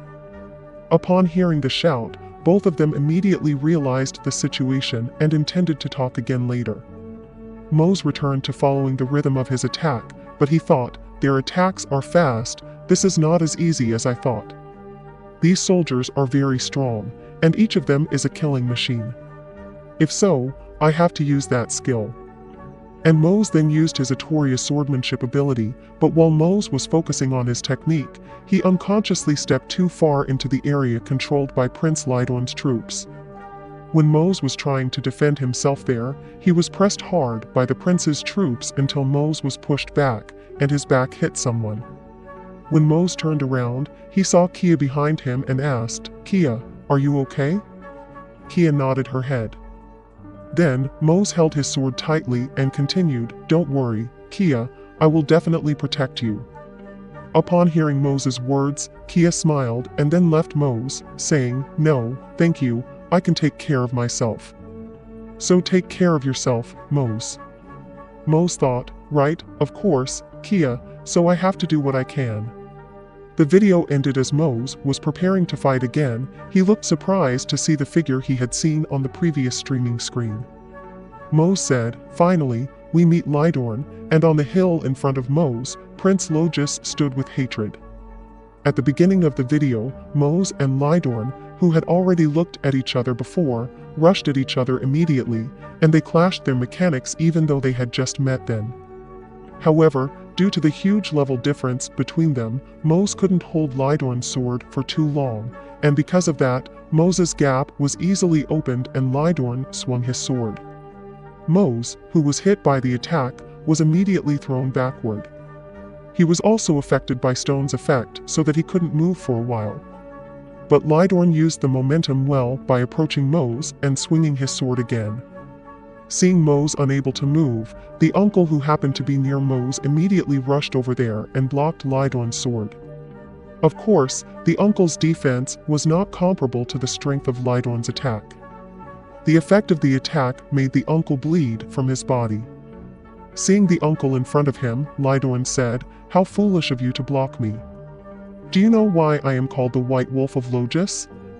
Because those who dare to block me always face my fangs, the White Wolf." After saying that, a sword suddenly appeared from above the uncle and stabbed him directly in the chest before the uncle was forced to log out. The uncle's last words to Mose were, "Ouch, dying with one strike? It hurts so much, I think I'll go first, Mose." After the uncle's departure, Lydorn raised his sword at Mose and said, "Now it's your turn to die." Seeing the uncle stabbed in front of him, Mose's anger exploded. He activated the Atoria set effect and activated the Solar Rampage skill, a class-restricted active skill that can be activated after completing the Atoria set and activated in the form of force activation when in a state of anger. 3% of HP will be used every second, and the user of the skill will die when the HP is depleted. HP cannot be restored even if consuming or using magic for recovery. If the Solar Rampage effect has not disappeared, all statistics other than HP will increase according to the amount of HP used. With a fiery sword in his hand, Mose shouted, "I will try my hardest to defeat you," and they continued their fight. The effect of the Solar Rampage skill increased Mose's strength and speed stats temporarily for every 10% HP consumed. For example, if the Solar Rampage skill has consumed more than 10% of Mose's HP, his strength and speed stats will increase by 50 points. If it has consumed 20%, the stats that increase are 100 points, and so on. In the middle of their fight, Lydorn thought, he seems to be getting stronger over time. When the Solar Rampage skill consumed 30% of Mose's HP, he successfully attacked Lydorn and sent him flying far away. Lydorn, who had crashed into a cliff, said while looking down, "It seems like immortals also know how to feel angry about the death of a friend." Mose shouted, "Shut up," and charged forward again, but Lydorn met his attack. As their swords clashed, Lydorn continued, "Your friend is an immortal who can come back to life, right? If he can feel anger over that misfortune, do you dare to imagine my anger when I have to say goodbye forever?" Lydorn's anger increased as he attacked Mose more recklessly. His level rose rapidly, from level 175 to level 235. Mose, who was constantly under pressure, could only try to hold on as best he could. Mose thought, "It's impossible. He's already strong enough, but now he's getting even stronger." Lydorn shouted again, "Players, your immortals are villains. You don't deserve to set foot on this land. So die now. This is the punishment I will give you, player." Like the uncle before him, Lydorn used his skill, a skill that could shoot a sword from behind his enemy. Since both of Mose's hands were focused on holding Lydorn's sword in front of him, he could not stop the sword aimed at him from behind. The sword successfully pierced Mose and knocked him down. Lydorn continued, "You are not the owners of this world, but why do you have the audacity to destroy our world? Why do you decide the fate of the people I love with your dirty hands? Answer me, immortal." When Lydorn was in the middle of his rage, Charon and Gil suddenly arrived to help Mose. Lydorn knew that both Charon and Gil were valuable to Mose, so he stared sharply at Gil and activated his skill. Mose yelled at them to run away, but it was too late. A sword had already pierced Gil from behind. Charon, who was standing next to Gil, looked confused, panicked, and frightened. Lydorn could easily kill Gil, and he targeted Charon next, saying, "Let the pain seep in when my sword wounds the ones you love." Although Mose tried to stop Lydorn by yelling at him, his skill had already been activated and a sword had appeared behind Charon. In the midst of Charon's confusion and fear, she couldn't react to the sword. But a few seconds before the sword hit her, somehow Kalyan appeared behind Charon and then disappeared right in front of Mose and Lydorn's eyes. Meanwhile, dark clouds began to move across the sky above the battlefield, and rain began to fall, soaking the combatants' bodies. While wiping the rain off herself, Kia accidentally caught a glimpse of Mose facing off against Lydorn. Mose grabbed Lydorn by the collar and asked him to stop all of this chaos. However, Lydorn's eyes showed no doubt, only indifference. Lydorn said, "Stop what? You hypocrite. Selfish. Cursed monsters who have abused the blessings of the blind Bellica, the grief you feel as a being with infinite life in this world is nothing more than false emotions, especially since it only takes a few days for those who have died to return to this world. The life of my beloved Aim was taken by the immortals, the same players as you. They keep coming back no matter how many of them I kill. But do you know what they say in the end? They say let's stop playing this game. That's right. It's just a passing breeze for all of you." Hearing Lydorn's explanation, Mose could not deny what he said as it was in line with the facts. Mose began to imagine what Lydorn said based on what he had experienced. This made Mose's desire to fight fade away, so his skill, Solar Rampage, was disabled. Even so, Mose still tried to deny Lydorn's claims that not all players were like that. Lydorn immediately refuted him, saying, "But it's always only you players who act this way, not taking responsibility at all. That's why I came to solve this problem. Now, are you still sure you have the right to stop me? Are you able to handle my anger?" Mose thought about all of this again. What Lydorn said was true, but he couldn't back down now. He was the only one who could fight back at the moment, even though his solar rampage skill had been non-activated. Mose had to be able to stop Lydorn. Shortly after that, Lydorn and Mose clashed swords again. When Mose thought he saw an opening from Lydorn and prepared to attack, Lydorn asked, "Are you sure what you saw as an opening is actually an opening? Deciding too quickly is the same as inviting your own death." It turned out to be a feint by Lydorn, and Mose fell for it. He couldn't avoid Lydorn's skill, and a sword appeared from behind Mose and immediately slashed his shoulder. Due to the attack, Mose's HP was reduced to only 20%, and he fell to the ground, unable to believe the damage he had taken. He thought to himself, "Is this really how it ends?" As Mose lay there, someone suddenly called out his name. It was Kia. Mose immediately recognized her voice and realized that she was calling out to him. Kia shouted, "Wait for me. I'll be there soon." Mose and Lydorn both looked in the direction of the voice. Upon seeing Kia, Lydorn immediately realized that she was not an immortal. Mose, understanding Lydorn's intentions, immediately shouted at Kia to get away from there. Lydorn pointed his sword at Kia and asked, "Do you know that this person is a player?" Kia stopped in her tracks and answered that she knew. Lydorn asked her, "Are you willing to risk your precious life for this immortal?" Kia paused for a moment, and despite Mose's attempts to stop her, she smiled and answered, "Of course. He is someone special to me, and even though he is an immortal, I won't let you get near him, even for a second. So, I am willing to put my life on the line to save Mose.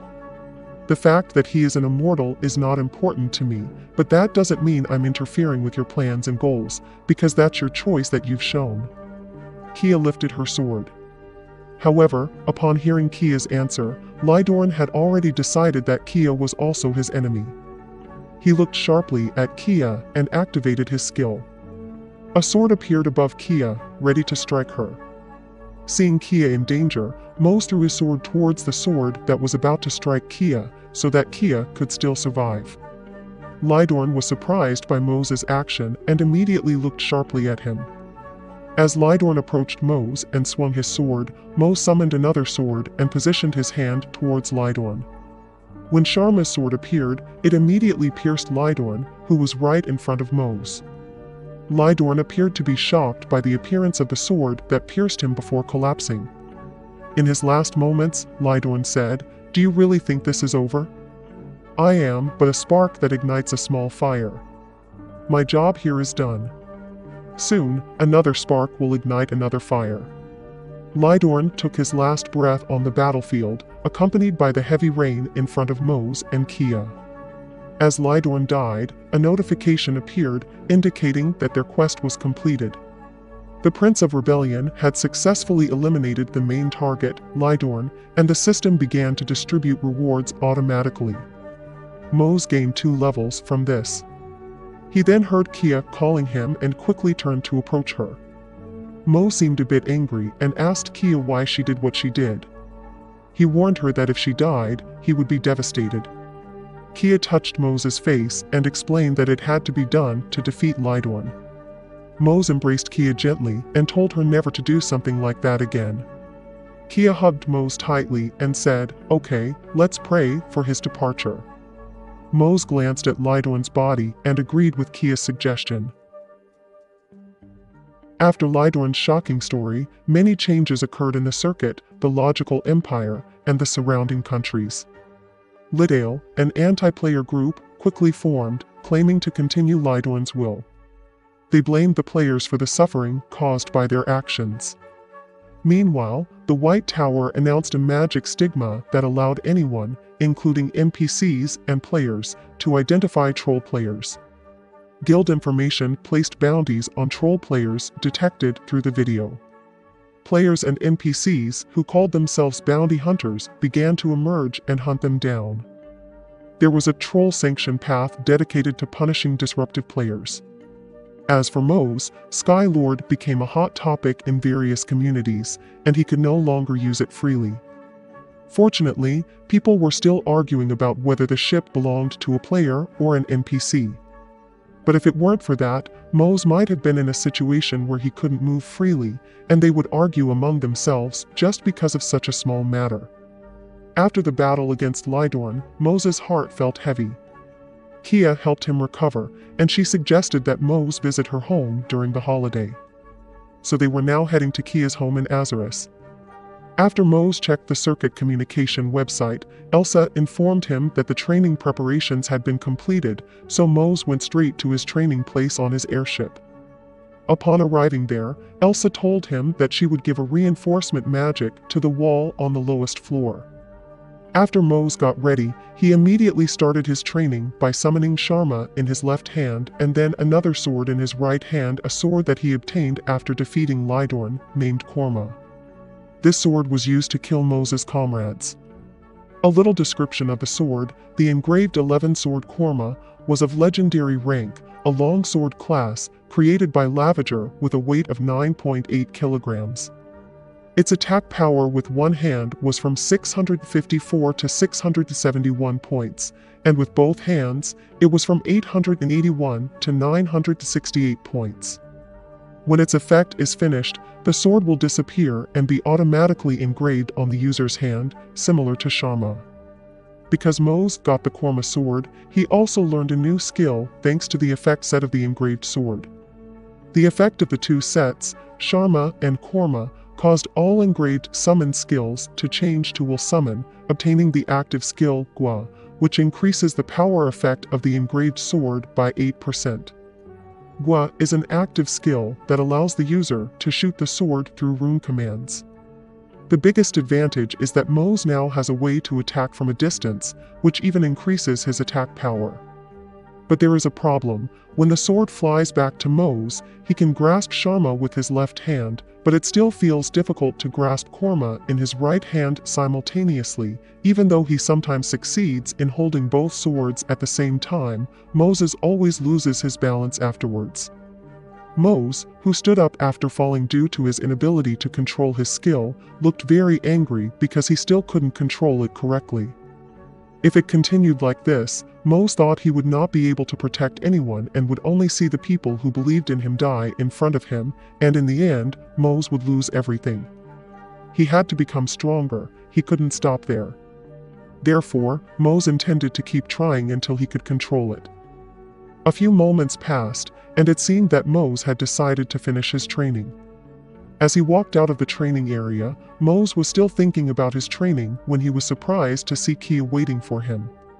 Kia asked, "Are you finished? Look at you, your clothes are all dirty. Take this and go take a shower, then put this on. This is the clothing we wear in my hometown. You have to wear clothes like this because we are going to my hometown." Moze caught the clothes that Kia threw to him, which was an Azuran traditional style t-shirt.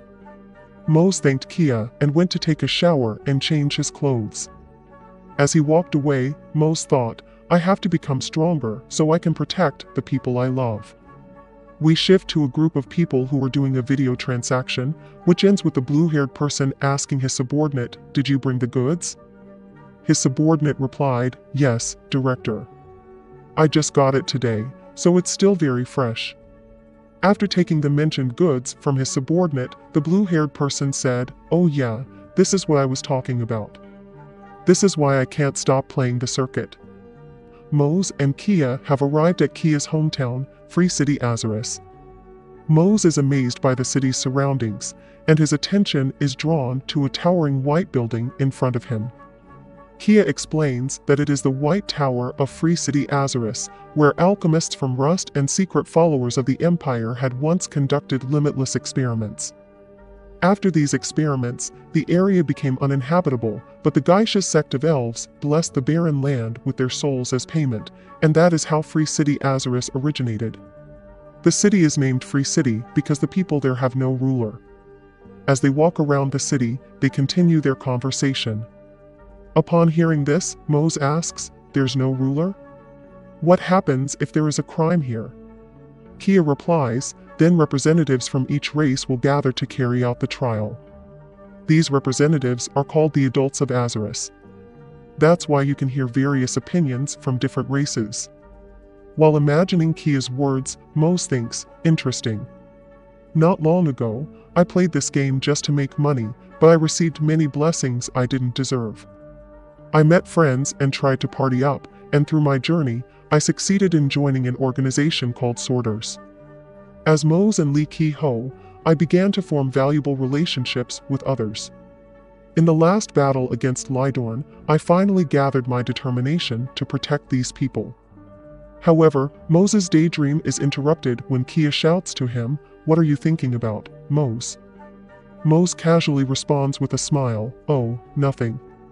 Kia then takes Mose's hand and says, "Well, let's go. There are still many places I want to show you." Seeing Kia's smile on her face, Mose becomes more certain of his decision. He thinks, after seeing her smile, "I swear to myself that I will protect her with all my might." A few moments later, after exploring the city with Kia, they decide to visit a bar to rest. As Kia and Mose enjoy their drinks, someone suddenly approaches their table. "Oh, who is this? I haven't seen you in a while, Kia." It turns out to be Kia's old friend named Laurad. "Mose, this is my friend Laurad. He's a bird with the biggest ears in Azuris and a vocalist who never forgets a sound he's heard." With that, Mose and Laurad introduce themselves, but as they shake hands, Laurad suddenly asks, "You're a sorter too? What brings you to Azuris?" Hearing Laurad's words, Kia explained that they came there only for vacation, not for work. Laurad seemed relieved and said, "Oh, is that so? I'm sorry for being cautious." Kia continued, "I understand that sorters often bring trouble." However, it seemed that Laurad had a different suspicion about their arrival. "That's why I thought you came alone to investigate the incident," Laurad said, changing the situation. Kia, who was curious, immediately asked, "Incident? What incident?" Laurad pulled out an object from his pocket and asked, "Can you see this?" It was a black granule wrapped in paper. At first, Mose thought it might be just an ordinary pill, but Laurad explained that this object, called Venesic, was a new type of drug that could be absorbed through the skin. It was very easy to find it in Azuris, and even children could get it if they wanted to. Kia and Mose were both surprised to learn that the black granule was a new type of drug. Kia was puzzled by this and asked, "But drugs are prohibited by the adult of Azuris, they can't just let this object be sold freely." Laurad continued, "As you know, many players have gathered in Azuris, and this city has become prosperous thanks to the factory they built. The situation was still good at that time, but I don't know exactly when in every bar this Venesic drug started to be sold, and the people who sell this drug are." Just as Laurad was about to mention their names, several men entered the bar they were in, led by a man with a neck tattoo and piercings. Since we didn't know his name, let's call him Sunio because he looked similar to Sunio. Laurad looked surprised when he turned to see their arrival, while continuing to watch the men. He said, "Those are the people who sell this drug. They operate as a guild and also have a large potion factory, and I think that factory is where they produce their drugs." While listening to Laurad's explanation, Mose looked at them sharply because those people were players just like him. Kia did the same thing, and asked, "What is their guild name?" Laurad answered, "Their guild is called the Pickup Artist." We then move to a very crowded nightclub, where many young people are spending their free time. In a room there, a director is asking his subordinates, "How many do we have available for tonight?" His subordinate replied, "Oh, yes, director. There are 3 half-elves and 6 lymphis." But this only made the director angry, and he shouted at him, "What? Only 3 half-elves? I told you I need a minimum of 5. Seeing the director's behavior, one of the bald guards tried to calm him down. "Relax, director. There's no need to be disappointed like that. The ones available tonight are from Valem." Hearing those words, the director became calm again and said, Valem? That's right, the half-elves from there are very good. Okay, I'll take them for tonight. Bring them here and don't hurt them even a little." He thanked his subordinates for satisfying him, and they left the room along with Sunio, who had previously been seen in the bar. Sunio asked him casually, "Have you made your decision?" The director replied, "Yes, why?" as he pulled out a slot from his pocket. Sunio then mentioned, "I saw something interesting at the bar yesterday. He's a half-elf, but he was with a strange player." The director was shocked and asked, "A half-elf, you say? Do you have a photo?" He quickly took the photo that Sunio gave him and said, "This is it. I want her brought to me immediately." The director laughed with excitement as he looked at the photo of Kia with Mose. Time passed, and we shift to Mose, who was at Kia's house on a bright morning. Kia served Mose a dish she had made called Simitro to Al-Azaris. As Mose ate the food, he was once again amazed by Kia's skills not only in fighting but also in cooking. While watching Mose eat, Kia said, "Oh, my friends Cyril and Farah will be coming here later. I want to introduce them to you, Mose." However, before Kia could finish her sentence, Laurad suddenly entered her house and yelled, "Mose!" "Kia!" Startled, Mose sprayed his food, hitting Kia, who was in front of him. "Laurad, what's wrong?" Kia tried to control her frustration, but Laurad explained breathlessly, "There's a big problem. We have to go there right now." After preparing themselves as quickly as possible, Kia, Mose, and Laurad went to a large building that looked like a hospital.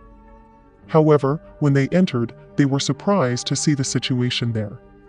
The nurses and doctors were panicking as they treated their patients, and the friends that Kia was going to introduce to Mose were lying in front of them.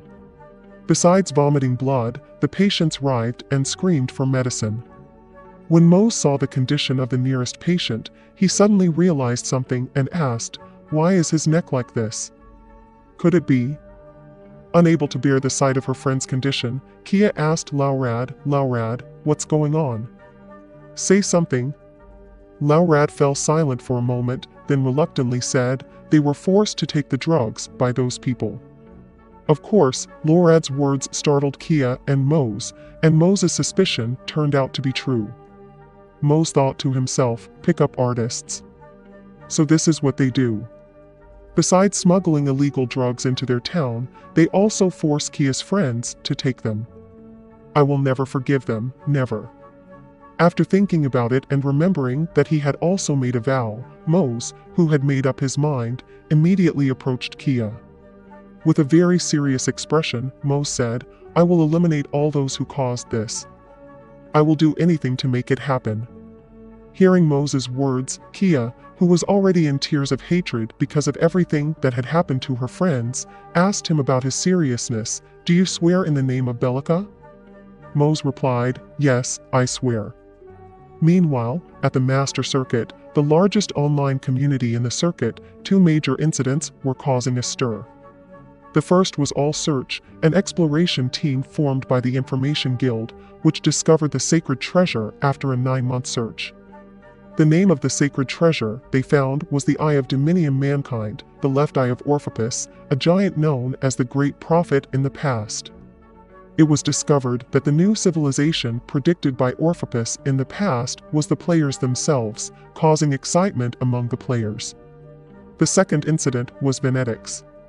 If this drug is not removed from the body within 24 hours, severe poisoning symptoms accompanied by seizures will appear, and the effects of the poison cannot be eliminated by any antidote or poison heal. It is known that only high-level alchemists or magicians who have studied the Detox card series can eliminate the effects of this poison. However, most alchemists of that caliber are owned by large corporations, so their prices are very high, and finding a magician is not easy because there are few of them. So the victims have no choice but to rely on the drug. Without wasting any time, Kia and Mose, dressed in trendy clothes, went to the nightclub building mentioned by Laurad. A few moments earlier, while in tears, Laurad explained, Cyril and Farah said they got an invitation from Troll Tunnel. Their birthday is coming up, and their favorite singer will be there, so they were very happy to be invited. But this. I should have stopped them then. Hatred, vengeance, and anger entered Kia's body, mind, and heart simultaneously. There was a name that would be the beginning, the nightclub called Troll Tunnel. On the way to the club, Kia said to Mose, "Thank you for accompanying me, Mose. Let me tell you now, I will tear their bodies apart, even if I have to sell my soul to the devil." Hearing Kia being so serious, Mose responded, "Don't worry, I will never forgive those bastards. They are the ones who anger Lighter." But as they arrived at the nightclub, the two guards at the entrance stopped them, saying, "Stop, you cannot enter because there is a VIP guest today. He rented the entire building for a day, but there is an exception for half-elves. This lady can use all the facilities here for free." Upon hearing this, Mose could not accept it and an argument broke out between them and the guard who insisted on the rules, and Mose who wanted to enter with Kia. However, while they were still debating with the guard, Kia walked past them and entered the club. Seeing this, Mose became more determined to force his way in. When Mose shouted her name, Kia stopped and turned around with a smile, saying, "Don't worry, I will enter and see the situation inside. It won't take long, so wait here." However, Kia's words could not calm Mose's worries. His fist trembled and he couldn't imagine what would happen to Kia if he wasn't with her. Seeing Mose so worried, Kia approached him again and held his hand, saying, "Give me 2 hours. If I don't come back within 2 hours, you can do whatever you want." When Mose saw Kia's eyes full of confidence, he finally understood her intentions. After holding her hand, they parted ways with a sworder's salute. The truth can only be asked of the sword. With that, Kia entered her nightclub, accompanied by Mose's gaze as he escorted her, thinking, "I really want to destroy this place, but for now, I have to wait because I trust her." Apparently, when Kia entered the club, Sunio, who was already inside, also noticed her and continued to watch her, waiting for the right time to approach her. In the midst of the echoing music that almost filled the room, under the glittering lights, young people were dancing, seeking entertainment. In the midst of the crowd of people who had forgotten everything, Kia walked past them, thinking, "Where are the people who made Cyril and Farah like this?" While Kia was thinking about that, Sunio, who had been watching her from the beginning, approached her and said, "Excuse me, did you come alone?" Seeing Sunio's face, Kia thought that he was the drug dealer she saw yesterday when she was with Laurad. Kia immediately changed her attitude and answered politely, "Yes, I came alone and realized that this place is interesting." Without shame, Sunio embraced Kia's waist and said, "Oh, in that case, I will take you around if you want." Of course, Kia was angry and uncomfortable with his behavior and even thought of killing him right then and there, but Kia had to restrain herself for now, as it was not the right time. Kia continued her acting and said, "Really? I would really appreciate it if you would." Sunio smiled, seeing Kia's response. "It looks like she's give a green light." We moved outside the nightclub and saw Mose pacing back and forth, clearly worried about Kia. He was thinking, "Isn't it time now?" She chatted for longer than I expected, and while he was lost in thought, Kia suddenly approached him. Mose quickly approached her and asked, "Are you okay? Did something happen to you?" Kia replied, "I'm okay, but my ears are numb. Maybe you can ask this guy." It turned out that Kia didn't come alone. She brought Sunio with her, who was badly beaten up. Sunio was angry at how he had been treated and threatened them. "Do you know who I am? Let me go now. Do you know how much I have done for the city? Do you think you can just walk away after doing this to me?" However, Mose wasn't intimidated and stared at him blankly. Then, without hesitation, Mose drew his sword and struck Sunio's shoulder. The blow made Sunio, who was tied up, fall and scream in pain. But Mose didn't care and continued to threaten him, "You better answer my question honestly, or I'll make sure you feel the most painful hell." Realizing his situation, Sunio decided to comply with Mose's demands and apologized. He also offered some medicine he had in his pocket. Mose asked, "Raise your head and look here. Did you make this medicine?" Seeing the medicine that Mose was holding, Sunio was surprised, but he didn't want to speak. Mose then threatened him again, "I know what you're planning. Don't try anything, you bastard." Hearing this, Sunio opened his mouth and said, "It was made by a man named Jason. I don't know how to make it." Mose asked, "Jason? Is he also a player?" Sunio confirmed this and said, "Yes, he's a level 57 alchemist who works for Director Choi, a representative director of Enitech." Upon hearing Sunio's explanation, Kia realized something and said, "Enitech? Is that one of the companies managed by the player mentioned earlier?" Sunio continued, "Yes, that's it. I've told you everything I know. If I'm caught spreading this information, I'll be dead when I get back. Please let me go. Please forgive me this time." Although Kia was still angry with Sunio's behavior, she decided to leave him alone. "We've got what we came for. Let's just leave this trash," Kia said as she walked away. Mose followed her and said, "Okay, let's go." While Sunio was still thinking about killing them both, Mose suddenly stopped walking. Actually, Sunio had made some mistakes, and Mose wanted to make sure he didn't take revenge later. "You have to accept what you deserve, right?" Mose said strangely as he walked towards Sunio, staring at him intently. On the other hand, in one of the rooms at the nightclub, there was someone who looked extremely angry, even after having a few drinks.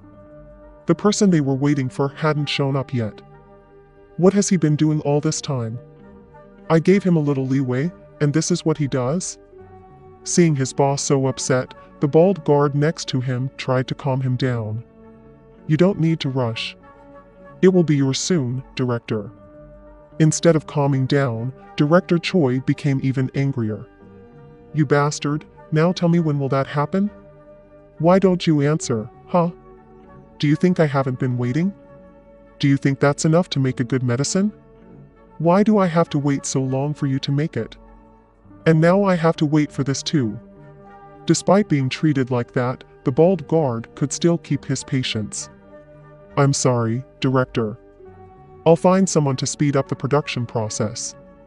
Director Choi, who was already angry with him, continued his rant. "Get out of my sight.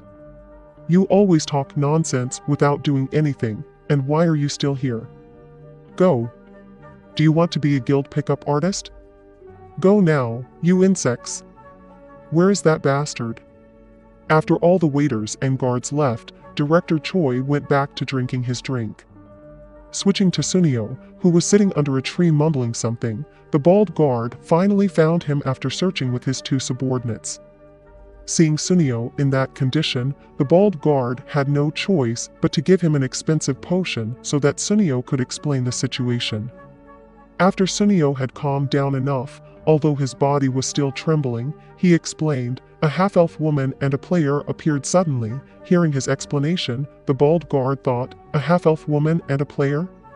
Weren't they what Director Choi was talking about earlier? They must not be far away. So the bald guard gave orders to his two subordinates, contact the people in the village and destroy everything using Azarus. They must pay for what they did to us. This is war.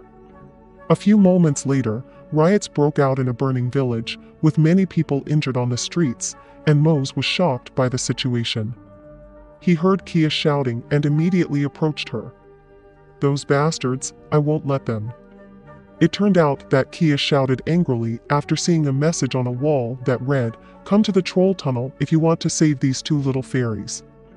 Of course, that ignited Mose's anger. Damn them, is it because they're after us that they're threatening the village like this? That also ignited the fire within him. The video ended with Kia saying, "I'll never forgive them. I swear on Redania, I'll chop them into tiny pieces without any regrets. Let's go, Mose, to the troll tunnel."